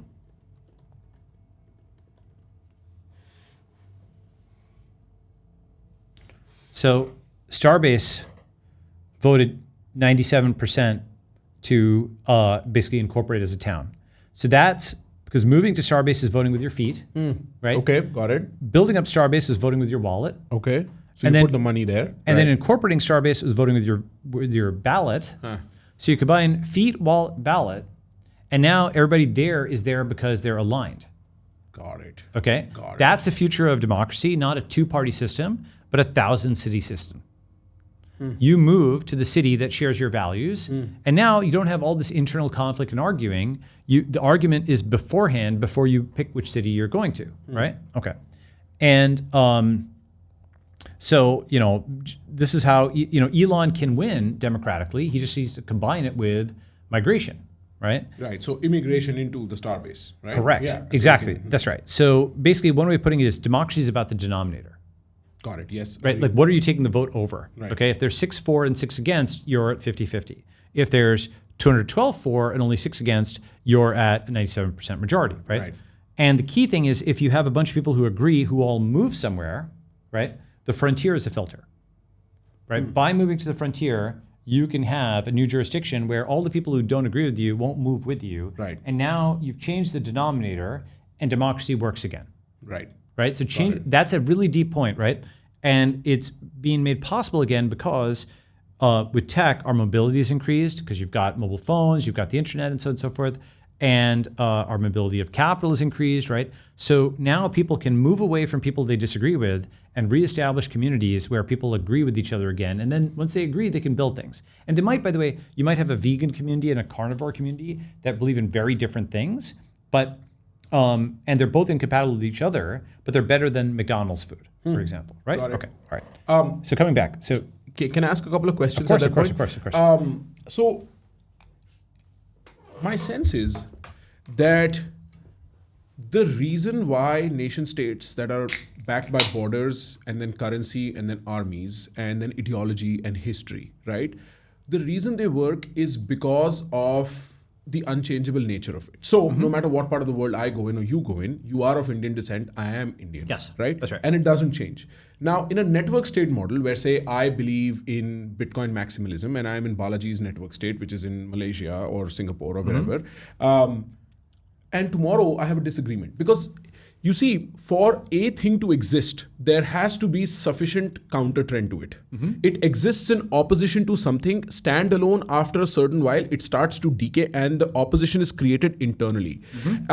And so say I become disillusioned and I become the opposition, and Balaji and I are in a conversation and I'm saying, I don't know about Bitcoin maximalism anymore. I'm more of a minimalist or a mesoist, so on and so forth. But I'm not a Bitcoin maximalist. No, I'm giving you an example. Yes, and so now I want to move away. Yes. As an Indian, when I moved to the UK, I'm still an Indian in the UK, and sort of the legacy carries on, and with it the identity carries on. But in a network state model where there's 1,000 cities as far as democracy is concerned, then I can change my identity all the time. There's too much fluidity. And that fluidity dynamics between protocols have to be managed very carefully, because I feel like that is where most of the action, most of the friction, most of the violence will occur. And then the second thing is you have to offer, say, the vegan and the carnivore community. If they exist, one in Austin, the other in Houston, you have to have sufficient intermingling for there to be balances in those communities, or the risk of radicalization only increases. So radicalism is enhanced by echo chambers. And there could be a point, if I'm part of the right wing or left wing Uzbeki conversation, for instance, and I stay in that conversation, in that network state too long, that I could be motivated against other cities or other groups. How are you preventing a collapse into tribalism? This sounds very much like a Mad Max possibility. There's a possibility scope for ending up in technologically enabled tribalism with a network state. So let's talk about that, Yes. right? So there's like several different points to respond to there. Yes. So the first is that the collapse into tribalism is happening in America. Agreed. That's already there, right? So one way I think about it is the world, there's like unbundling and then rebundling. For example, you unbundle a record into MP3s and you rebundle it into Spotify playlists. Got right? it. Yes. Or you unbundle a newspaper into articles and you rebundle it into Twitter feeds. Got it. Yes. And so what's happened is the US and the West more generally has gotten unbundled into all these fighting tribes. And now we're going to need to rebundle into something that looks probably different, right? Not just in the US, but any place.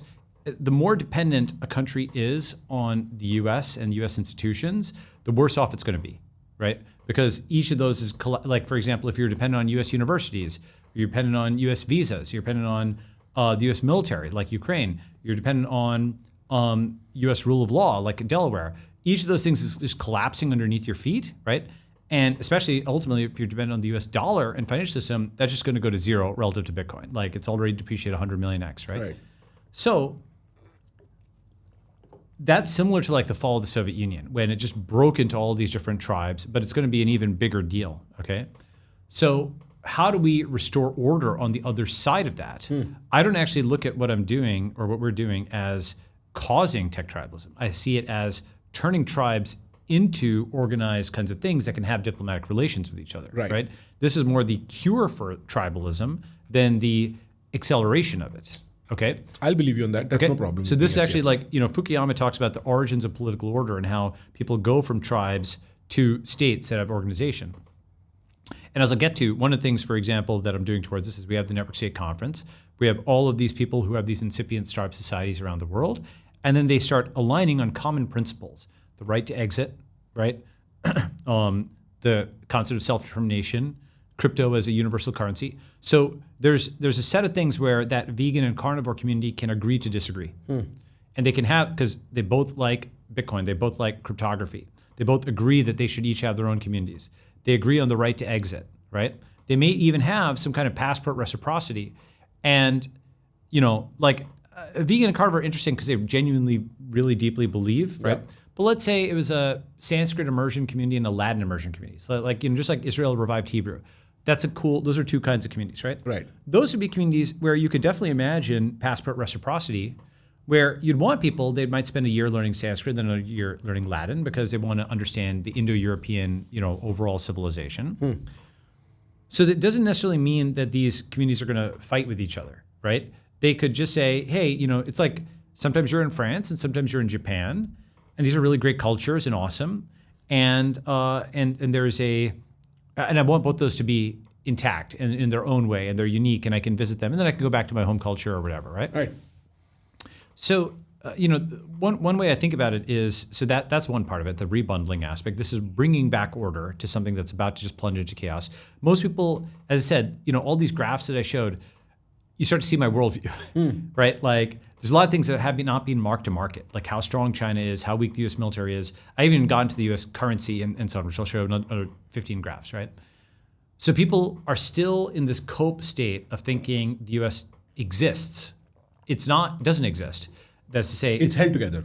It's the disunited states, Right. Right? Like, Korea doesn't exist. There's only North Korea and South Korea. Right. America doesn't exist. There's only Blue America and Red America. Got it. Right? So that is something which is, it hasn't been marked to market. It's like Biden. Biden was senile and everybody knew it. Yeah. And then one fine day, just mark to market like this. And in fact, here's how that looks on a graph, by the way. It was the day he announced that he's not running for president or something again. No, that was when you're right. That's when it went to zero. Right. But it was before that when he had the debate.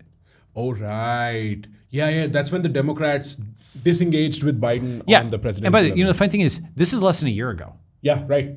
Like events move so fast. Right. That Biden was still, hadn't dropped out a year ago. This is like only 10 months ago, right? So look at this. This is what I call digital death. Got it.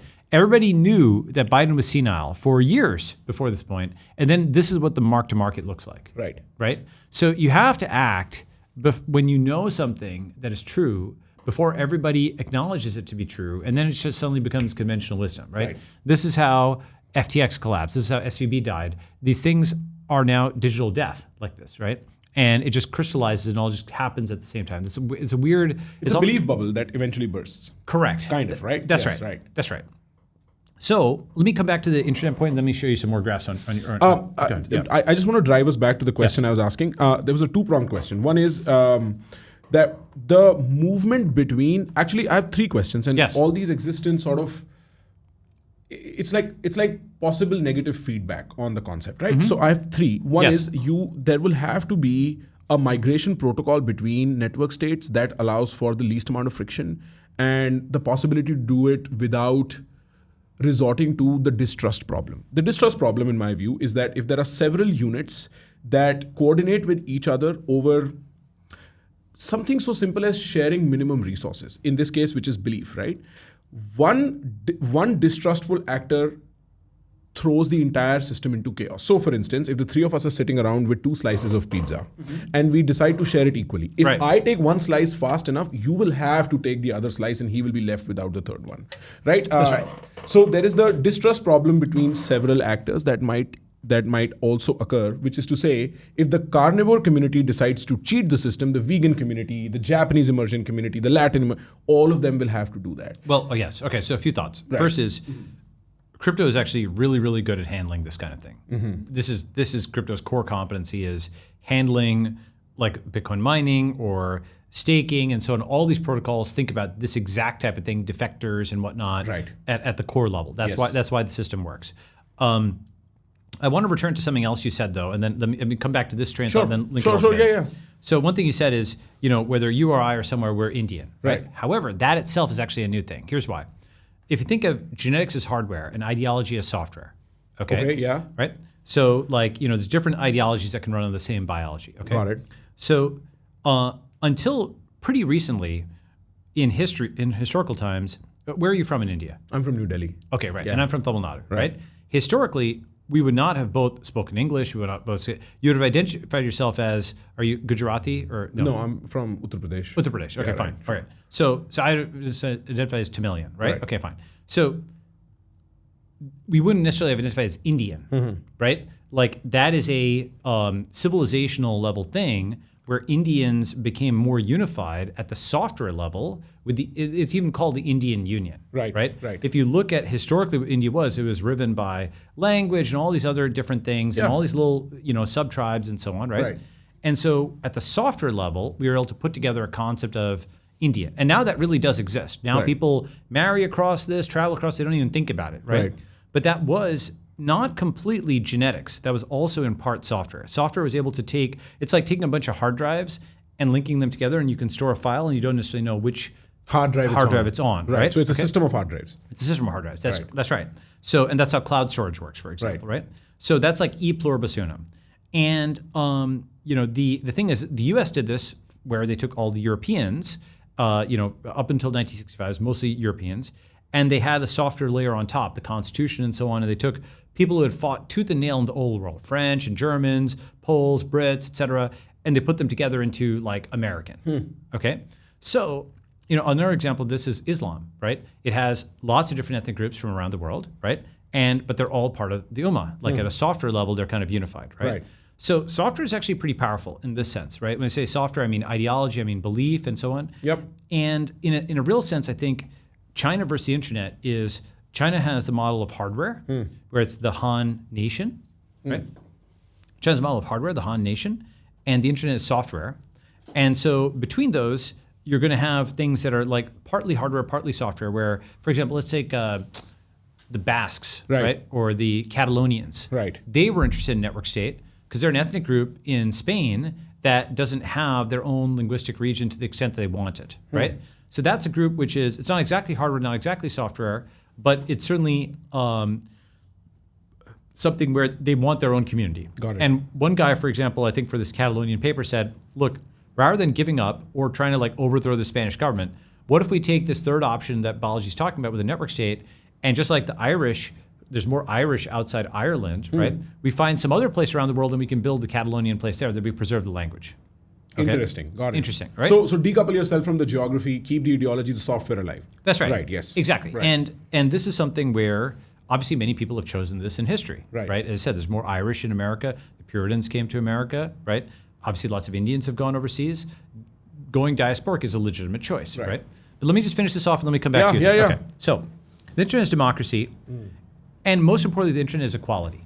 Right. Okay. So an immigrant may be a second-class citizen in America, but they're first-class citizens of the global internet. That's what a peer-to-peer network means. We are peers, right? Like we have the equal opt-in access to fair monetary policy, contract law, property rights, identity, right? All nodes equal, right? So that means there's hope. The internet is heir to American values. It's all the libertarian values of freedom, money, contracts, and capitalism. But it's actually all the progressive values of science and media and equality and democracy in their non-corrupted forms. It's been so long since we've seen the non-corrupted forms that people now, a lot of people on the right will just roll their eyes when they hear these words. And I understand why, because, for example, during the pandemic, science meant masks don't work before they do, right? Yeah. I understand why all that There's stuff. an erosion of trust with these Exactly. institutions. That's right. Agreed, yeah. But these words there is a baby with that bathwater. There's something good there, and we can rebuild that with the internet, right? Got it. So now at this point, what people say, the criticism I thought you were going to make, which is interesting, is the internet isn't a place. Balaji, tech bro, you don't understand the hard power in the real world, and people will often visualize something like this, some guy who's waving his hands, and it's all in an imaginary virtual world, right? But my counter argument is the internet isn't a place, but there are internet places. Like Christianity isn't a place, but there are Christian places. Yep. Exactly, that's right. So there's churches, there's cathedrals, and there's many countries that have. There's Vatican. There's a Vatican, Yes. that's right. And Yep. there's countries that have the cross and the flag and so on, right? Similar with Islam, right? Similar with other ideologies, right? And so while the internet isn't a place, there are internet places. There's data centers, there's tech conferences. El Salvador is a Bitcoin country, right? Yes. These would not exist at all, and this wouldn't exist in its current form without the internet, right? Right. So that concept of an internet place, we actually have a directory of them, and there's now lots of them. These are all the aspiring network states of the internet, right? And in fact, I can show you this live if you go to ns.com dashboard. Oops.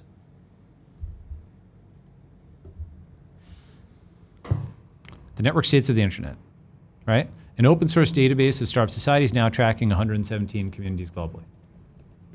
Okay? Just look at how many of these there are. Every single one of these is wanted to sell. Now, look, what's going to come of all these? TBD. But this reminds me a lot of early cryptocurrency because have you ever seen the website coinmarketcap.com? No, but I'm assuming it's talking about market caps for coins, right? Good guess. Yeah. Yes. Well, I am alive on my feet right now. That's right. So here, CoinMarketCap is a very, very popular website. In fact, actually, in 2017, it flipped the Wall Street Journal for page views. Huh. Right? Okay. Why? Yeah. Because crypto is the global stock market. Got it. And what is the Wall Street Journal? The Wall Street Journal used to be something where you could get it and you'd say the price of Johnson & Johnson stock closed at $12.03. It was like the official price quote, right? So CoinMarketCap was set up when Bitcoin had just hit like $100-something. Right. And it had all of these little coins. Litecoin is the only one that survives today. PP coin, Namecoin, Feathercoin, blah, blah, blah, right? All these little, small cap coins, like, a few $100,000, right? Now, today, just to contrast, coinmarketcap.com, Bitcoin is at $2 trillion, right?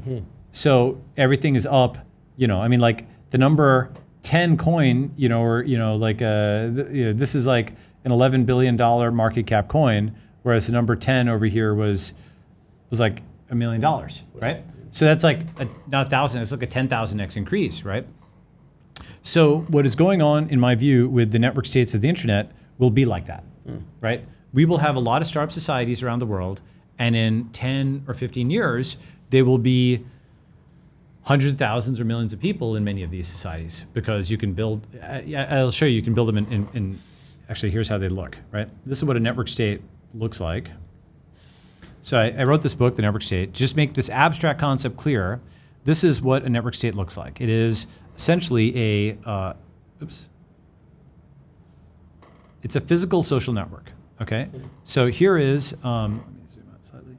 So this is a network state with 1,729,314 people, and it's got nodes all around the world. And each of those nodes are places where people have crowdfunded territory, like essentially real estate developments that they've crowdfunded together. And they're now networked by WhatsApp and cryptocurrency and video chat and so on and so forth. And the annual income and square meters, this is now on par with the legacy nation state. Sure. Right? Right. So if Bitcoin is a decentralized currency, a network state's a decentralized country. Right. Just like you've got all the Bitcoin mining data centers everywhere, you have all the network state nodes everywhere, right? And to see how that looks in terms of its emergence path, you can have somebody, for example, so this is my theory as of 2022, and I'll show you how it differs now. But you could have one guy, for example, start in Japan, then he has a few people in India, works together, starts scaling up, right? And by the way, that's 1729, like the Ramanujan number, 1729 pi. That's funny. I think it's funny, okay? So basically, you see the buildings they're taking over get more and more progressively sophisticated. Then they get a subdivision, then they can get skyscrapers and so on, right? Because with even 10,000 people, you actually can get quite a lot of real estate, right? And the internet has mind-crushing scale, right? So when you post on YouTube, when I post on Twitter, there's this really great visual from Lime of crowd sizes, okay? Let me show you this. Basically, the internet is so big, right? So this is what like 50 people looks like, 100, 150, and that's 250 and so on, right? And as you go all the way down, right, this is what a stadium of 100,000 people looks like. Right. And this is like 180,000 people, okay? Now, before I tweet, I usually look at this, and you kind of imagine yourself going to the microphone, in the middle of a stadium, but it's like 6 of these. Yeah. Or like 10 of these for your YouTube channel. Right. That is the sea of humanity that you are communicating with. Right? So the internet has this mind-crushing scale up over here. We just haven't materialized into the physical world, right? And so that's what network states do, is they take your huge online community and they start materializing the physical world, right? The main difference versus the theory of 2022 and the practice of 2025 is we are basically starting out with one big node and then decentralizing. Just like Uber starts in one city and then it decentralizes and so on and so forth, right? And we actually have quite a few aspiring network state startup societies around the world. For example, there's Zuzulu, may not call itself a network state, but it's in part inspired by it. That's Vitalik's. And then Don't Die Is Brian's. Right. Exactly. So these are all going to arise. Right. Because they're ideological communities that are internet first, cloud first, land last, but not land never. Right? Okay. So coming back, and then I'll show you some more stuff. So as I said, there's going to be a lot of these internet places, okay? And that's actually also how the USA rose, okay? Basically, the USA started as a bunch of non-United States. In fact, just colonies. Right. They just were the only thing they had in common is the American frontier. Right. They went out to America, but the Puritans and the Virginians were so different culturally, right? Right. The Puritans were like religious fundamentalists and so on. The Virginians liked to drink and gamble, ride horses. That became the tech and the bro. The tech bro was America because Massachusetts was the tech, like Massachusetts Institute of Technology. They were into studying, learning, and so on. And the Virginian was the bro, the muscular military man, and so on and so forth. And that combination is what made America amazing when it was amazing, right? But anyway, before they combined, they were just independent colonies. And look, their populations were so small, in the thousands or hundreds of people. It added up to a few thousand people. And then over time, by the way, this is still 100 plus years before the American Revolution. It's like, their populations are increasing, right? And then furthermore, they increase further, new states come online, right? And so on, right? Right. This is how you can exactly imagine the emergence of the network states of the internet. Right. Each of them has a population. They have some competition and some cooperation. The competition is, states compete between themselves for people, but they cooperate because they're building the overall population of the whole thing. Similar to how coins compete for trades between each other. They're like, are you trading out of Ethereum into Solana or vice versa, right? But overall, the coin market cap, as it increases, boosts the entire space. Got it. Make sense? Got it. Okay. So that's version 3.0. The United Kingdom of England, Scotland, Wales, and Northern Ireland, the United States of America, and the network states of the internet. Got it. The internet can take the torch from America, like America took the torch from Britain. Just like at the very beginning, I said, the fall of France. Those Americans saw it happening, and they were happy with the British Empire, but it was losing. So I see my friends in the U.S. They're losing to China. They are, like physically, right? And they don't have the numbers in many sense of the term. All the numbers I showed, like the U.S. military is made in China, and so and I even got into the financial stuff, right? So unfortunately, it's like the fall of France. We're about to experience that. And we need a theory for what is on the other side.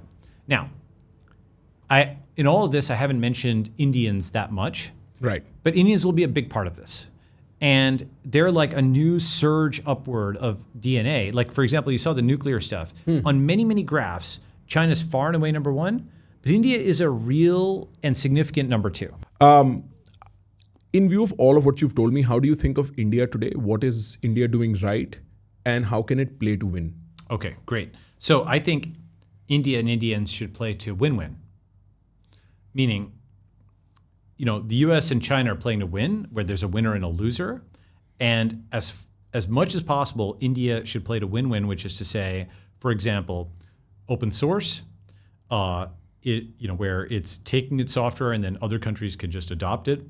It should use neutral rules, for example, with cryptocurrency that protects Indians abroad, where Indians at home, yes, they've got the Indian government, Indians abroad don't, but cryptocurrency offers neutral rule of law, it offers smart contracts, all this kind of stuff, it offers identity. India should promote a neutral internet abroad, especially because, again, that means Indians can do business with and communicate with anybody in the world. And in general, the way I think about India is I'm moderately bullish on India, but extremely bullish on Indians. So moderately bullish on India. India, there's the saying, India surprises both the pessimists and optimists, or India disappoints both the pessimists and optimists, right? Yes. And so sometimes it is 2 steps forward, 1 step back. But I have to say, on balance, it's forward recently, right? Like the difference between India today and the India of my youth, which was like dirt and flies and cows. And so it's like radically different. And one of the things India should also do is India should become a media superpower. And India is becoming a media superpower. Indians abroad are already quite good at media. You're pretty good. We're pretty good, right? Exactly. We have a multi-thousand-year history of arguing. Right. And arguing fairly well. For arguing well, I think so. That's right. Interesting arguments. It's right? a strength. It's a strength. It's a culture in the act, right? So it turns out that that's actually, the upstream of any good video is the script, the storyline, right? So Indians can write storylines, and Indians can start actually broadcasting to the whole world, and we're equals on the internet. So my view is, what should India do? India should embrace the internet. It should think of itself as internet first. It should certainly guard its sovereignty and so on and so forth, yes. But it should have a balance between state and network. Like if China is the total state and Bitcoin is a total network, India should have a balance between those two, like between freedom and order and so on and so forth. And I think it can be that. Right. It's very interesting. My hypothesis with what I'm doing over a 10-year window is that 40% of the English-speaking free internet is Indian. And Indians don't have a seat at the discourse table with the world. That's right. There's no India First discourse channel. Even a Joe Rogan, who I highly admire, is American interest first. And I understand that. But if 40% of the internet mass is Indian, why is there no India First discourse channel? Well, I think that's because, for example, if you take a table, probably this table, do we think of this table as a Chinese table? No, we actually think of it as just a table, and it happens to be made in China, but it's globally competitive, right? Yep. As opposed to, let's say, I don't know, Kung Pao chicken or red envelopes. That is culturally Chinese, right? So we distinguish between those things that are culturally Chinese and those things that are globally competitive that happen to be made in China, right? So I think the actual bar for where Indians should go is they should make globally competitive media, finance, software, legal, et cetera, products that just happen to be made in India. Right. Or by Indians. Right. And that's distinct from, Saris wrote the dosas, which is all great, right? But that's specifically Indian. And the reason is that stuff appeals to Indians, but the internet is global, right? So as you kind of think about things, you think, okay, would this be interesting to somebody in Sweden? Is this interesting to somebody in Brazil, and somebody in Japan? And if you take an internet first mentality, then you will be global. And then, maybe it'll be a remark or two that you make at times about India or what have you, but you're providing value to the rest of the world by being internet first. This is what I mean by playing to win-win, right? Right. So you can cover all kinds of things, whether it's technology, whether it's sports, whether it's this, that, or the other, and you cover them in a global way, where it's interesting to people from all countries. But then as a function of doing that and doing that extremely well, the prestige of India and Indians rises because we're doing things at a global level. Right. For example, there's a friend of mine who's thinking about doing like an Indian Nobel Prize. And I said, don't do that. And the reason is that's just sort of accepting the frame that there's a Nobel Prize. And then there is a subset. There's a subset. Exactly. It's like, instead, for example, perhaps do an open source prize. That doesn't exist yet globally. That's a prestigious thing that institutions in the West aren't recognizing, but it's internet first, it's open space, and then maybe you hold a ceremony in Bangalore. So you were saying don't import the global standard into a micro Indian standard. Take the Indian skill and create global standard products. Exactly. And so make in India for the world.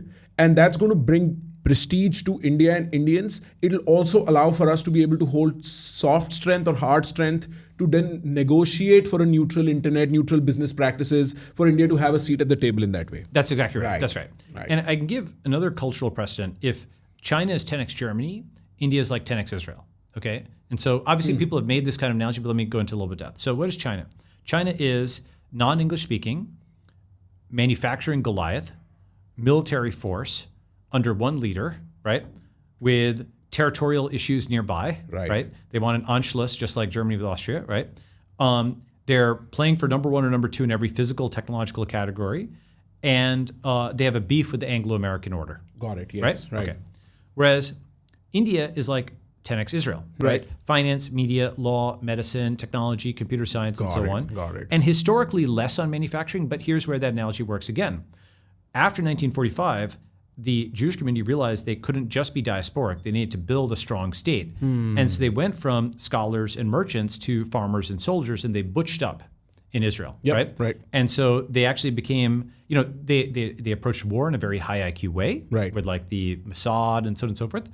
They approached farming in a very high IQ way with Netafim, for example. Yeah, the kibbutz. But then those became like agri-tech companies, Yes. like Netafim, like, right? Yeah. So in the same way, India is now starting to add some muscle, right? So, for example, the military is actually not totally bad anymore, right? And India is actually starting to get okay at manufacturing, like steel and stuff like that. India is starting to compensate for its weak points, right? Where historically it had constantly been invaded, and nonviolence and so on. And of course, there's a role for nonviolence, and I believe in Gandhi and all that kind of stuff. Right. That is an important piece of our history and culture. But sometimes there's guys who only understand violence also. Right. Yeah. So like those guys who are hitting you, you have to sometimes hit them back. Your unfortunately, default right? is non-violence, but violence as a non-violent strategy works. Violence as a non-violent strategy. Exactly. Yes. Right. So India is butching up, right? And this is the challenge for Indians, I think, over the next 10 years. Basically, as you rise enough, people are like, oh yeah, great, and then you hit a certain point where you're rising too much, and then there's a lot of pressure. Pushback, yep. Yes, exactly. So China rose for a long time, and then 2015, with Trump saying China, China, China, he was seeing they're rising too much. They weren't happy anymore. Red America was getting beat by China. Then starting in 2020, Blue America started to get beat by China. And then by today, now even Tech America is starting to get beat by China with the AI and drones and so on. Okay. So like the pushback in 2015 started to get very harsh, right? And China there were tariffs and sanctions imposed. There were like chip bans and so on. Everything that could be done where the U.S. tried to cut off market access, et cetera, access to China, and China could have lost, right? But what they did was they went and found markets outside the U.S., right? They went and built up their own stuff, and just over 10 years, they basically have won, right? And like all the graphs that we just went through, right? Now, by the way, I'm not saying China is. I know this is sort of like a battle in progress, but think of me as describing, I don't know, the Battle of Waterloo or something like that. I'm just saying whether it's good or bad, they won. Right. Okay. All right. So now, 2025 to 2035, the new thing is going to be Indians proving ourselves on the internet, right? Because in 2024, for the first time ever, I saw true. I'm not saying wokes will call everything racist. Wokes will say if you ask, nasty racism. actual racism is now there against Indians on the internet, right? Which is a symptom of the fact that the world thinks they need to push back on the Indian mass. Exactly. Yep. Because Indians are just like the Chinese, rising too much, right? Except the difference is, again, to go back to this, China was air gapped. It was its own thing. It has its own Galapagos Islands, internet, and so on and so forth. India is integrated. Yes. Indians are part of the entire Anglo-American world, right? It's not isolated. It's not isolated, right? So Indians are CEOs, Indians are founders, Indians are, like presidential candidates. Suddenly Indians are very prominent in many levels of Western society, even American society, right? And too prominent, maybe, too visible, right? And it's no longer just tech CTO. That's by the classic, the classic Indian role, because it didn't exist beforehand, right? So there's no. It's kind of like electric cars or it's like leapfrogging, right? Where you go from landline straight to mobile, or no landlines, right? Right. So the CTO role didn't even exist, and so Indians just did really well on that. That's right. So now the resistance to the Chinese state, there's similar resistance for the next 10 years for the Indian network, right? Got it. Now, what should we as a group do, right? So first is, to be clear, I don't identify only as Indian. I'm also into Bitcoin, I'm into tech, and so on and so forth, right? But when you're attacked on one dimension, you have to defend on that dimension, right? That's just how things are, right? And so what does it mean to defend on that dimension?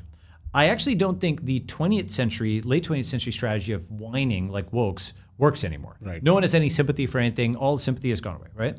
So instead, the early 20th and late 19th century of what the Jewish community did, basically they added aesthetics, they added muscle, right? Essentially just be so damn good That they can't. They just, exactly. Yeah. That's right. Like people were anti-Semitic, but they had to accept that Einstein was a genius, that Feynman was a genius, right? So they might be anti-Indian, but they're like, this guy is like our best AI engineer. This guy is amazing, right? Yeah. So They exclude you from companies with H-1B visas. Fine, we go to other places. We go to Dubai. We set up what we're doing at Network School, for example. And again, Network School is for everybody, but it is for Indians, just like it is for everybody. And just that alone, giving an equal shot, will give an opportunity, right? So the global market for talent is opening up, all kinds of digital nomad things around there. And one argument that you'll often hear is, well, if you're so great, why don't you build up India? Well, first is, India is getting built up. Right. I post videos of internet of the airports, internet infrastructure, highways. Everything's improving very rapidly, right? Just like people have an outdated view of China, they have an outdated view of India. It is improving rapidly.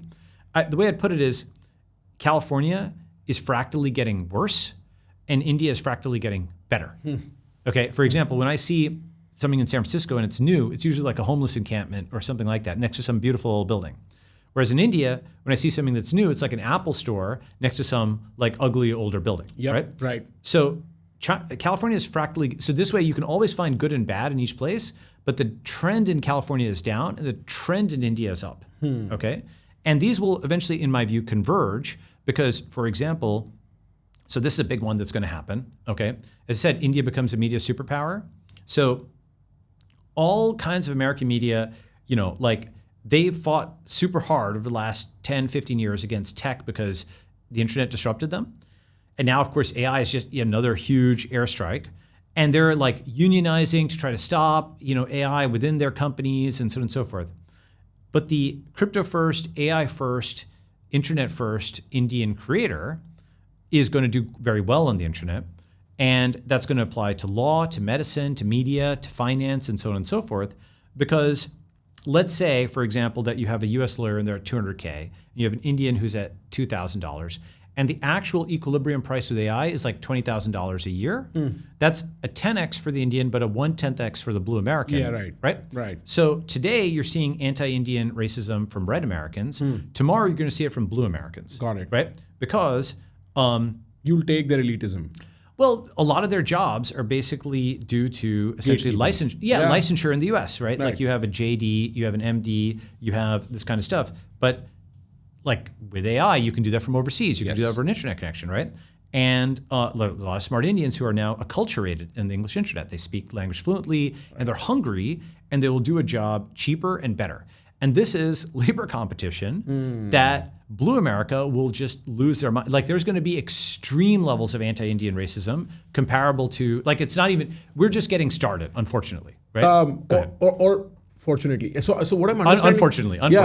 Sure. I mean, the emotional side. But what it just means is that the market cap for Indian labor and Indian talent is increasing. And what I'm understanding is Indians outcompeted Red America on service provision and like picking up phone calls for customer service. But with AI, with crypto and whatever, the intelligence leap is so high that we can also outcompete the sort of elite or the sort of knowledge processing work that happens in America. Yeah, it's kind of like that. What it is essentially like, just like with electric cars, the disruptive technological shock that happened meant that incumbents had all this cost structure that wasn't optimized for that. Right. Simply having the ability to start new things that are AI first, crypto first, internet first media will itself be disruptive because you have this cost structure. It's like going internet first rather than having trucks and printing presses and so on and so forth. That's all an old legacy cost structure, which is very hard to shut down because there's people in your company that are employed by it and so on and so forth, right? So just that window alone and the fact that you've got, one of the things that people really don't fully appreciate, but that you and I appreciate is, when abroad, the Indian diaspora has done extremely well. Yeah. Really, really well, right? Right. But there's only a tiny fraction of Indians who went abroad. Now, all Indians are online. And so for the last 8 years, basically, since roughly Reliance Jio started taking off in 2017, this is, by the way, one of the most undercovered stories. Just like globally, yes. Yeah, America doesn't understand how China got rich. They just know that they're, big. Right? So people have not realized that 1 billion Indians got online because of Reliance Jio. Roughly 1 billion. I don't know the exact number. It's in that order, right? 600-700 million. Yes. Fine. Right. So with all those Indians coming online, now they're lurking on Instagram, lurking on YouTube. They're getting acculturated. And they type without an accent. You might speak, right? Very interesting, yeah. They type without an accent. And of course, with AI, you can generate stuff without an accent, right? And so that means they're actually culturally competitive. Right. So now you go from, there are only 7 million Indian Americans, Right. right? But how many, they're at highest income and education and so on of any group in the US. That's why some of the backlash is starting, very similar to the backlash against the Jewish community. How many more at that ability level are there in India? Even if it's only 5%, that's 70 million people at that level. That's what I mean, like a shock that's like, if China's 10x Germany, India's like 10x Israel, right? So you have, let's say, tens of millions of people, maybe on the order of 70 million, I think it's on that order, maybe more, maybe less, that are at the IQ and ability level of the Indian Americans. That's a massive global labor shock that's about to hit. Right. Right? Got it. So like the, as I said, there's like 6 or 7 different responses, right? First, just be so damn good, right? Second, bulk up in terms of military strength and so on at home.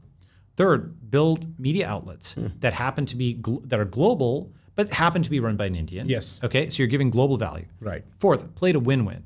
Always think about the other guys win on a deal, right? Understand their incentive structure. Right. How did they get to a win? And everybody's favorite topic is, not everybody, but most people's favorite topic is themselves. So ask, how can that other guy get to a win? And start with that. Don't just say India's playing to win. Figure out how to win-win with everybody, if you can, okay? Then next, I'd say, the thing about smart contracts and crypto is India historically has had the license raj, it's had corruption and so on and so forth. Crypto actually makes it very hard. I mean, yes, there's scams and so on in crypto, but in a sense, it's a binding contract across borders, right? So it's actually very good for building trust in global commerce originating from Indians, right?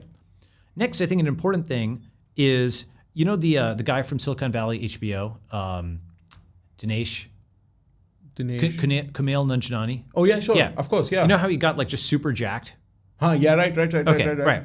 So I think, a similar kind of transformation, if you've ever been to Israel, like the so-called Sabra, like the native born Israel, they're in really good shape, typically, right? Right. So they went from sort of this, diasporic, population that wasn't really focused on aesthetics to both Hollywood and Israel in different but complementary ways focus on aesthetics, right? So that should be a major, major, major, major goal for India and Indians, right? And I think the vector of getting there is Brian Johnson style. Indians are good at medicine and they're good at software, right? So like Ultrahuman, for example, is like glucose monitoring. I see what you mean. Right? So come in from that angle and then also from the media angle. Right. Right? And to become a good creator, you want to be in good shape, right? Right. So it's lifting, it's diet, it's medicine, it's all this kind of stuff, right? Yeah. Protein, right? Right. And you can do vegetarian versions of protein and so on. Right. It can be culturally compatible, just like kosher or whatever. There's different versions of that. But like a focus on aesthetics, right? Because in many ways, the thing is, I don't like the right-wing, American racism and so on and so forth. But there is one small silver lining to it, which is it's basically saying get better. For example, it's saying your streets, have poop, okay. Well, actually, Modi's done a lot on sanitation. In fact, San Francisco has more poop on its streets now in many ways than Bangalore. You can show the poop map of San Francisco. Fresher right? poop for sure. Yeah, for fresh. Exactly, right? That's right. So I feel many parts of India are cleaner. Let's say is getting fractally better than California, right? Right. But the answer to that criticism is just get better. Get better. Right? Got it. If, another example of this is a more radical example. If you look at genetics, Indians are, they have less fast switch muscle fiber. They have, less muscle mass in general. They have more susceptibility to diabetes. That's why, I would think, and I have to see the papers on this, but I remember reading this somewhere, maybe I'm wrong, but that Indians are more optimized for long periods without food, like starvation kinds of things. Right. So muscle mass is expensive, so therefore they just have less muscle mass on average. Okay, fine. Right. So that's why at the Olympics, Indians currently are non-competitive. Right. Fine. Guess what we're funding? The enhanced games. Okay, so Aaron D'Souza also happens to be of Indian descent. Okay, but again, this is a global product. It's not an Indian product. But guess what? We're good at medicine. We're good at genetics. We're good at chess. We're good at chess, Yeah. right? Yeah, but here's the thing. With the enhanced games, like the genetic engineered Indian could be a completely different thing. I see what you mean. Okay? And now here's the thing, by the way, when it comes to genetics, take, for example, height, okay? People are okay with limb lengthening surgeries or HGH, Human growth hormone. Human growth hormone as chemistry, but they're against genetic altering of this. Right. But genetics and biochemistry are the same thing. And in fact, in many areas, you can point to the surgical version, the biochemical version, and then the genetic version. And the genetic version is actually sometimes the easiest one to do conceptually because you're just fixing it in hardware rather than constant doses of a chemical over here, right? Yeah. You can even argue Big Pharma wants to keep you hooked on the doses of the chemistry rather than just fixing the underlying genetics, right? And with CRISPR, with Cas9, some of these systems now are actually curing and flipping single base pair alterations in living humans, right? Okay. So I think this entire area will be a huge area. India has biotech, it has pharmaceuticals, it has its own generic industry, and that's actually why it was able to ship its own vaccine, right? And so this area will be a big area for India in self-improvement, right? Biotech, human self-improvement, basically the Brian Johnson style of doing things. I get it. Yep. Right. And that also merges with the media part to improve aesthetics, right? So it's infrastructure, it's aesthetics, it's muscle, it's military. It's basically just being good on a lot of dimensions. And then, of course, maybe one of the most important is being founders and CEOs and leaders, right? So just, the thing about, the argument against, for example, Vivek, right? So Vivek, I'm friendly with Vivek, but in late 2024, there was this explosion of hate towards Vivek for basically saying you should study. Telling the truth. Yeah, for telling the truth. Yes. We can ask it. Go ahead. The best description of what I found about what Vivek said was somebody said Vivek talked to white Americans like white Americans talk to black Americans. Okay. Yeah. Right? Right. Yeah. There's some truth to that. Yeah. So here's the thing. So we'll put the Vivek tweet on screen, okay? This tweet, because it had 125 million views, does deserve to be analyzed, right? Like 125 million views is a lot for like a YouTube video, right? Yeah. For a tweet, that's a lot. Yeah. Like Elon's tweets don't get that much, right? So this clearly struck a chord, okay? And here are a few, there's like 10 different angles on this. Most tweets I don't think are worth analyzing a long time later. The first thing is, I think because Vivek talked about Saved by the Bell and so on and so forth, that was actually the last functional era of American culture. So many people had a nostalgic kind of thing on Saved by the Bell. Had he instead said, which I think he would also agree with, that he was against OnlyFans, Me Too, and that kind of culture. Generation that comes from American lays. That's actually the modern American culture that does need to study, right? Saved by the Bell, you might argue, okay, they slacked off, but they got the job done in the 90s. 2020's culture isn't like that, right? No. It's just slacking, degeneracy, right? So first is the baseline should have been 2020s. Fine, okay.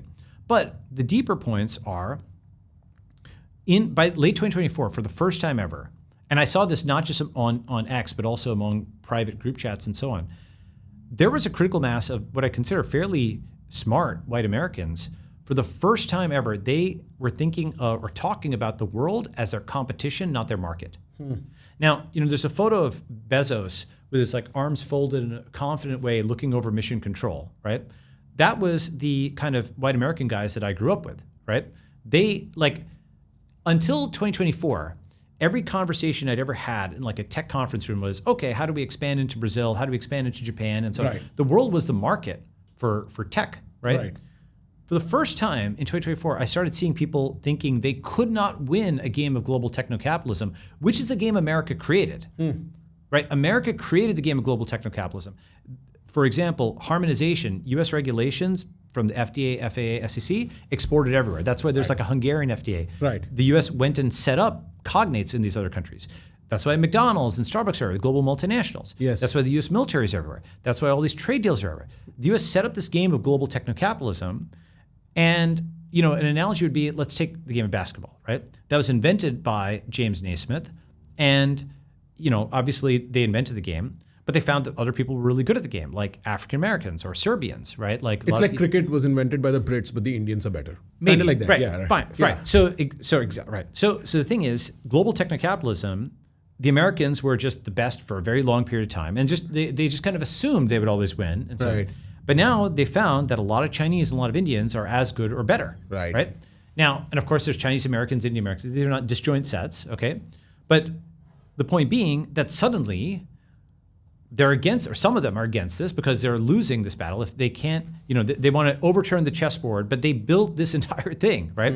And their entire business model comes off of monetizing this global financial empire that they built, right? So that's a second angle on the Vivek tweet. All right. A third angle is I've seen calls to murder that got far less opprobrium than Vivek's call to study. Right.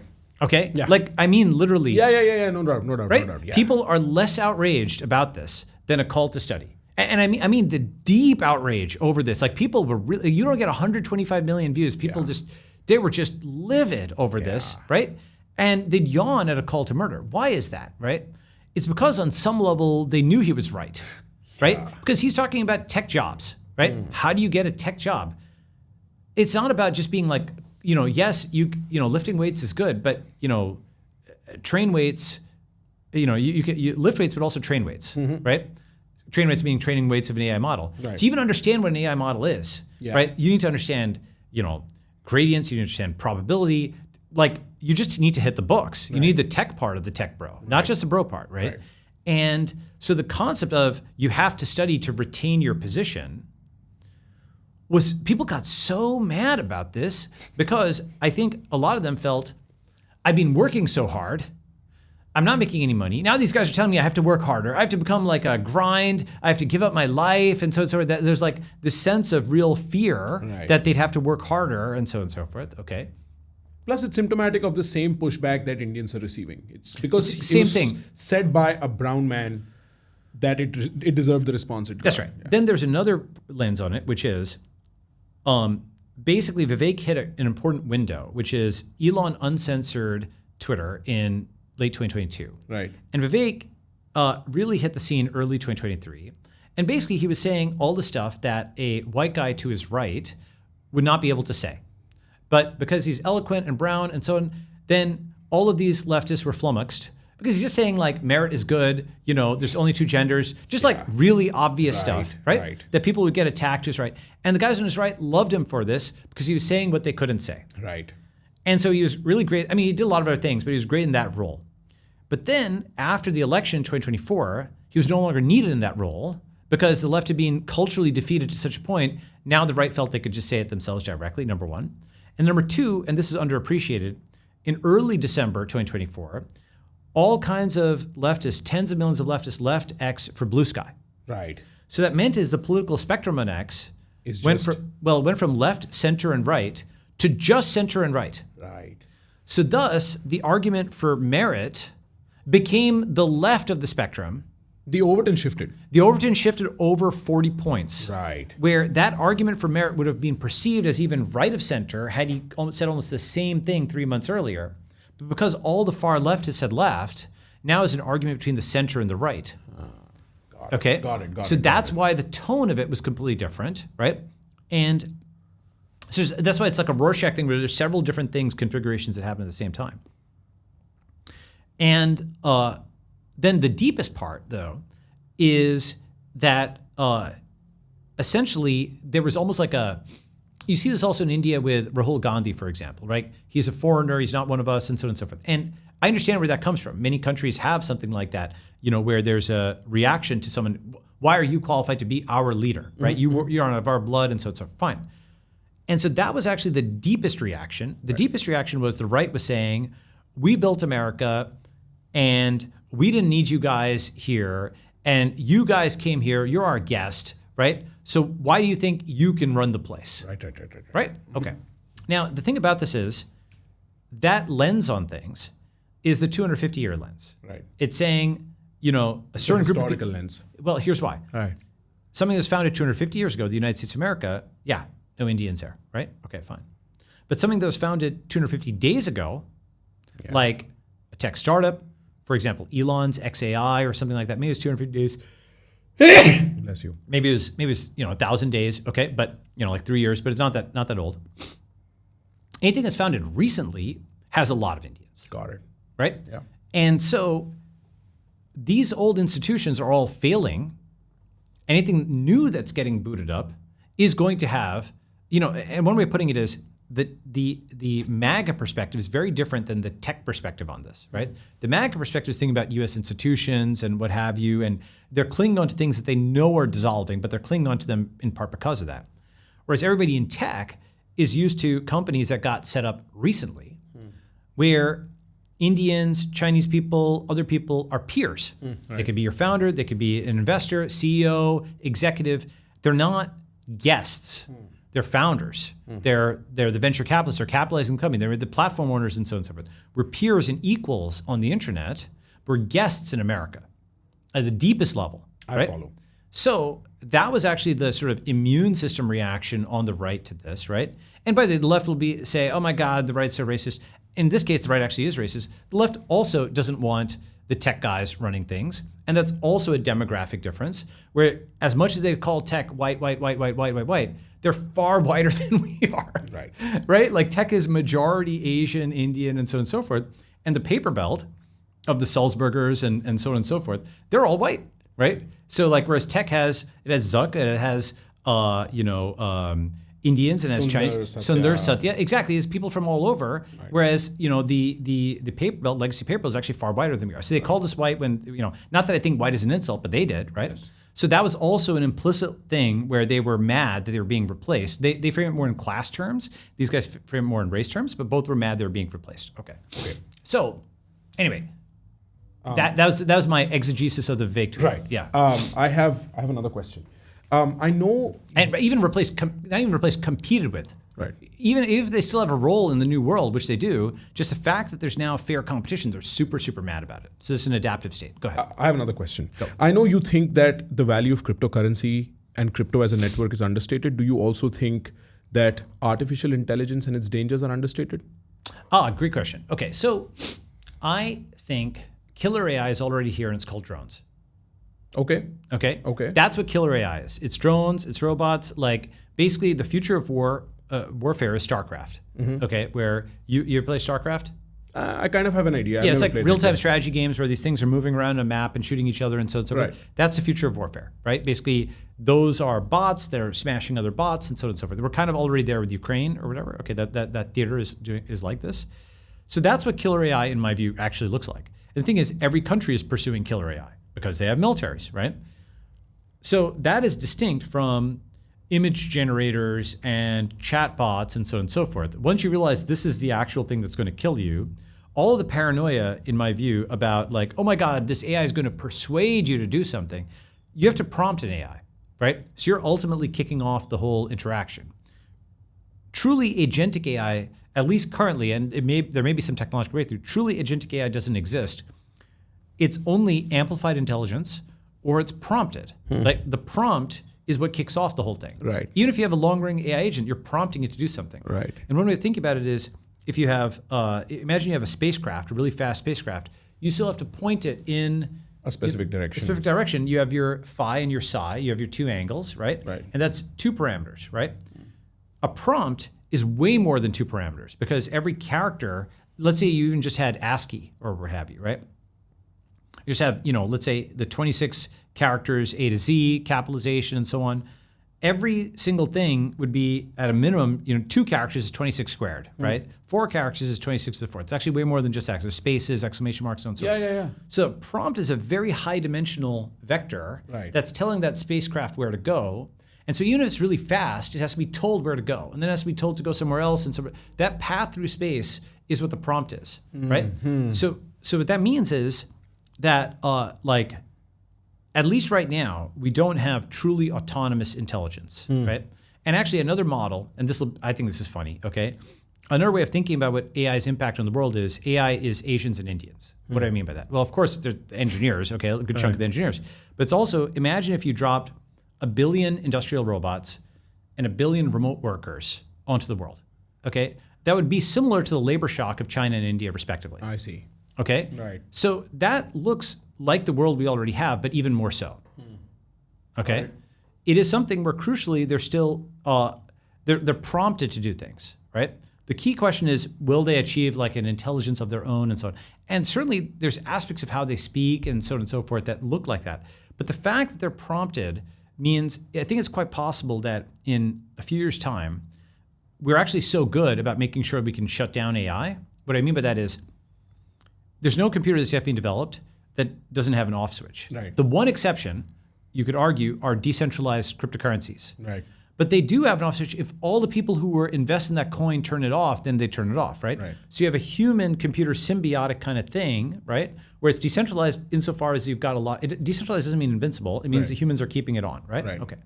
So Up to this point, there hasn't been a computer we've invented that doesn't have, in some sense, an off switch. I think we're going to get so good at making sure that we have that off switch. For example, private keys are going to be how we control the drones. You know why? With crypto private keys? Because that's the only backend that can't get hacked. Right. This is actually one of China's biggest national security weaknesses that India should actually focus on, is that China's anti-crypto at the state level. I mean, at Hong Kong, they're somewhat friendly to it, but crypto's only backend. Bitcoin has not been hacked. Ethereum has not been hacked. Solana has not been hacked. Right. Whereas lots of other computer systems are. Right. So any really important code, like the control plane for the drones, should go on chain. Right. For Okay. now, it's not, so it's hackable. Correct. That's right. Eventually, the same technology that secures $1 trillion in Bitcoin can secure your fleet of drones, right? And that's actually something where you know if it's hacked because there's a $1 billion bug bounty on it every day, right? Okay. So the point is, that is the kind of thing where AI can't get a hold of that. It can't synthesize private keys. Technologically, it can't. AI can do things that are probabilistic. It's not good at things that are deterministic. For example, it can't do algebra well, right? And it can't, in particular, do cryptography. Right. So crypto is almost like a force field cage around AI. It's the thing AI can't do. Very interesting. Okay? Right. So you can bound and constrain AI with cryptography. You can actually also bound and constrain it with some other things like turbulence or chaos. Right. There's certain things that you can prove mathematically that, like like a flow of a fluid, right? AI cannot predict it out beyond a certain number of timestamps given finite precision arithmetic, right? So turbulence, chaos, cryptography, these are things that bound AI. Another thing that bounds AI are adversarial time-varying systems. So what I mean by that is, for example, the rules of a game of chess are constant over time. So AI can learn inputs and outputs. The labeling of a cat, of an image as a cat, that's constant over time, okay? So AI can learn that labeling. But a trade that you're making in the markets, if AI learns to do a given trade and the system evolves such that that trade is now losing money, it's going to lose money, right? So if the context changes, the pattern recognition doesn't work. Exactly. So the more time varying and also the more adversarial the environment is, that's going to be harder for AI to do well. And even if it's adversarial, the other guy will also have an AI, right? So markets and politics are areas that AIs are not good at. Markets and media. Media is kind of like politics. You have to sense the environment as a human. You're saying, okay, this will work today, but it wouldn't work in 2020. Think about the extent to which that is shifted today, right? Got it. So all of those things constrain AI in an important way. So just to recap, AI doesn't have physical sensors and actuators without the drones and robots. That's what real killer AI is. Every country is doing that anyway. The image generators and text generators aren't really a threat. They're actually just like a tool. And in fact, you generally have to use them with other tools. They speed you up. They're really magical, but they don't do the whole job for you.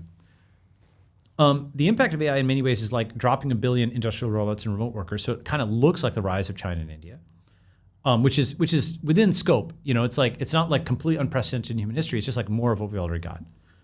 The prompting is still the input to things, so it's not purely agentic. And AI is constrained mathematically by cryptography, turbulence, chaos, and it's constrained logistically by markets and politics. For all these reasons, that's why I think the killer AI thing is understated and overstated. It's understated because they don't realize drones are already here, but it's overstated in terms of chatbots.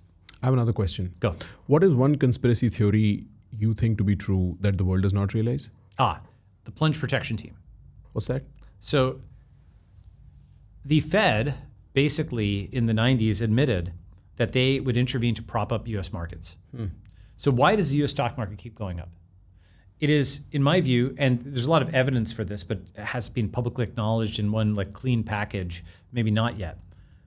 The reason US stock markets keep going up is that the Fed keeps both directly and indirectly printing money to buy stocks to keep prices up.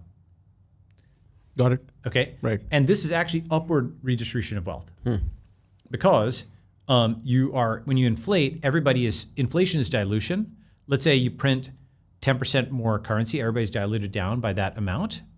And then you're using it to buy stocks, so it's diluting everybody down to bid up stocks and equities.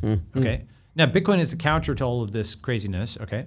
But this is something where people who say, always bet on America because the stock market keeps going up, don't really understand what's happening, that a lot of that growth is not real growth. It is essentially Counter diluted by the American dollar. Correct. Yes, right. Exactly. That's right. And also, it's something which can't continue forever because the Fed just can't keep printing like this, right? Right. Like, the 2008 bailout was a classic example where it did intervene to prop up, for example, mortgage-backed securities by purchasing them directly.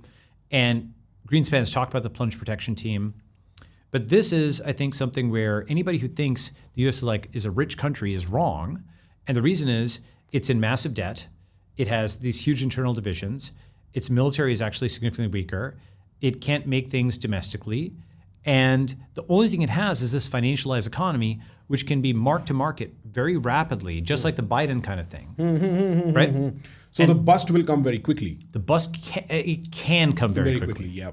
That's the thing that I don't. Whereas China's factories can't be marked to zero. Right. Right. You can mark a currency to zero much faster than a factory still exists. Right. The production capacity, all of that still exists. That's raw right. material. So the world then post America, hard power is China and hard money is Bitcoin, and those are the two poles. Those are the things that don't get zeroed out. The factories remain, the cryptocurrency remains, and then lots of other things get zeroed out.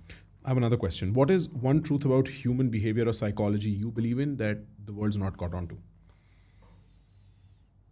I think that now that we have the metaphor of prompting, you can kind of, or the not metaphor, whatever, the concept of prompting, you can backport that, where people would deny, even before 2022, I'm very fixated on specific word choices, right? I'll give you an example. There's a friend of mine, who's a European, and he, said, "Oh, I saw, that rant the other day." And what do you mean by rant? He's like, and he posted like a blog post. And I was like, oh, because he's European and English second language, he had heard blog posts referred to as rants, and sometimes they are, but that's got a pejorative connotation, right? And so the neutral that wasn't a rant, it was just like a normal blog post, but it was a long blog post. So he thought rant meant long blog post, okay? And so that's like a misuse of a word, but then sometimes, you can have just a tonal shift, right? Yep. Like Russell conjugation talks about this. Sometimes people will shift the tone of word. With prompting, with AI, you can see instantly and provably that the tone of a word results in a different thing. If you say, it was really sunny outside versus it was sweltering outside. In the first one, it'll say, oh yeah, that's great. It's pleasant. It's pleasant. Right. And the second one will say, oh, that sucks. I'm so sorry for you. Yeah, right. Yes. So obviously the substitution of one word can do something like that to an AI. And I think the non-obvious thing is you should set up your life to prompt yourself in the way that you want. Perfect. Makes sense. The posters in your home, the background of your screen phone. Oh, yeah. Your information diet is as important as your physical diet. Right. Like if you are what you eat, you are what you read. Oh, 100%. You think what you read, right? Yeah. So your information diet is what you're prompting yourself with all the time. So if you're prompting yourself with positive things, and I don't mean necessarily Pollyanna, right?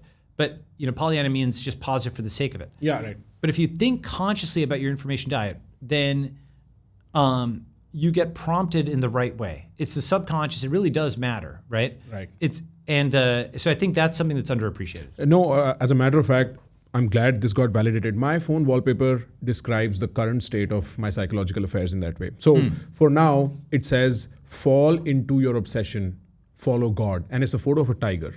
And what I'm doing is all the blockers I've had in terms of fear and uncertainty related to work, I'm prompting myself to move along those directions. Last year, it was much more substantial and goal-oriented. I want this many views, this many subscribers, this is the revenue amount I want to cross this year. And so I do this as a phase, right? As soon as I feel like I'm without fear as far as delving into unknown territory is concerned, I'll have a new goal and it'll appear on my wallpaper. Because you look at it so many times, it has to unconsciously impact the way you behave around the world. Totally. Right? And so the posters in your room, I got a new poster recently which said, it is not about career. Career is second priority. The first priority is committing to the bit. And as a media man, it's so important to commit to the bit, right? And so it's in these ways that I prompt myself. That's a very good answer. Method podcasting. Yeah. Method acting? Yeah, right. Like method podcasting. Yeah, you have to commit to the character you are. I'll say one thing, which is my phone, what I do for my phone wallpaper. I put the 3 priorities that I have as just single words, usually in that order, right? So for example, when I was at Coinbase, I had like assets, USDC earn. And I'd wake up And so at the time I joined Coinbase, there were only 4 assets on Coinbase: Bitcoin, Ethereum, Bitcoin Cash, and Litecoin. Right. And there's no facility. There's only actually 2 crypto engineers, and there's no facility to add more coins and assets. It was like a very special case thing. There's no stable coins, none of that stuff, right? And so adding assets, what I'd do is when I wake up in the morning, the first thing I'd do is I would message a bunch of people on this, and I'd check on the status. Let's say there's 17 people, from lawyers to engineers to this to that and so on, working, because it's a very cross-functional thing. It hits everything from front end, back end, legal, cold storage, whatever, right? So we'd have like biweekly meetings. I'd hit every single person in the morning, so I kept state, and then I'd have every 24 hours I have a check-in with them, including Saturdays and Sundays. Right. And so then what would happen is sometimes somebody would say, "Oh, Balaji, I need you to negotiate this contract. Oh, Balaji, I need you to, unblock us on this, that, or that, or whatever. I need this resource or that resource." So then maybe the first 4 hours of my day were spent on this, and then, or sometimes the entire day. If it was only 4 hours, then I would devote attention to the second thing, and then maybe that took, again, hit a bunch of other different people and so on. That takes 6 hours. And then if I have time, I can move the third thing forward. Right. So every day I'm always moving the first thing forward. Sometimes I can also move the second thing forward. And sometimes I can move the third thing forward. And usually you can't do more than that. Beautiful. Right. And by doing that, that's how I achieve the big things. That's great advice. And then the small things, they'll all fall into that. But this way you're like, I always do the most important thing first each day, and then the second most important, then the third most important if I have time. And then I'm always prompted to return to those. So this is what I work on: the 7 days a week, 4 days a week, 2 days a week. Boom. Got it. Tell the people listening to this about the network school, your philosophy. I feel like you've kind of 0 to 1'd it already, and I think the larger distance of a 1 to 100 is still to go. So tell us about it, and if you want to throw out an invite to the people listening, feel free. Yeah. So people should go to ns.com and apply to network school if you like what I'm talking about. Network School is solving several different problems at the same time, but you can think of it as, if you're interested in new communities, it's a startup society that bootstraps other startup societies. So if you're interested in learning AI, crypto, tech, and so on and so forth, it is an attempt at, everything's an experiment, right? At an internet-first school, right? One that is actually founded on the principles of the internet, in the same way that Harvard was actually founded to build up the Massachusetts Bay Colony, or the land-grant colleges in the Midwest were founded to build up the Midwest, like A&M stands for agricultural and mechanical, or Stanford helped build up Silicon Valley. The network school is to build up the internet, right? And Indians are welcome. 99% of the world can get here, right? We have people from more than 100 countries. And this is, I think, the third kind of thing. There's internet companies, internet currencies, and now we have internet communities, right? So go and apply to ns.com. And what kind of person should come here? If you're a remote worker, we have society as a service. We have pretty good food, coffee, office spots. I think facilities are pretty good, right? Right. Yep, I agree. It's pretty 5-star. Yeah, I think it's pretty good, right? Yeah. And then it's. I still think of it as frontier, not fancy, because we're building something great. We're not coming to something great. That's to say, we're improving it every day. You know what I mean? So it'll be sawing, hammering, paint, whatever, all this kind of stuff. But that's actually fulfilling, because we're basically taking over this, abandoned apartments, abandoned city, and so on and so forth, and building it up, and then we'll expand around the world. Okay. So A, if you're a remote worker, you should come. B, if you are interested in starting new communities, if you're like a tech founder and so on and so forth, you should come and visit. And C, if you're into health, like depending on what kind of, if you want biotech, if you want to do, startups like this, we're going to be funding a bunch of startups like this. So we have fellowships and stuff for founders, right? So there's different kinds of people who should come, but if you're into tech and you're in the Asia area, but global, but especially Asia, then you should definitely come and check it out. Got it. And apply online at ns.com. Right. Well, I think we've been talking for a very long time, and we've got more talking to do. Thank you so much for hosting us here. I have a very strong feeling, because listening to you talk, I realize a lot of proto ideas I've been working on myself in my vision space. As a matter of fact, just being here, one of the greatest things that happened to me is I felt more confident in the way I come up with my vision. It's such a, people here talk in such macros and in such broad strokes, and there is such a optimistic delusion about their own abilities that it powers you. And I mean this, Yeah, in a good way. I don't mean this in a demeaning way. I feel like a lot of the ideas I've been working on, a lot of the proto thoughts I've had have found a lot of shape here. And so my feeling is... Like what? Can you give us... Well, for instance, I kept saying that 40% of the internet mass is Indian and they deserve a seat on the table, and we've done it. Right? Yeah. The fact that I am much, much, much more bullish on Indians and moderately bullish on India, I hadn't given language to it. Yeah. Well, I am a couple of degrees further along convinced that the American empire is having its Rome moment. Yeah. I still feel like Americans are very paranoid about it, way more than they should be. This part of conversation. It's lasted 50 years and it's still not come to fruition. But there might be some truths to it in the way you are expressing it.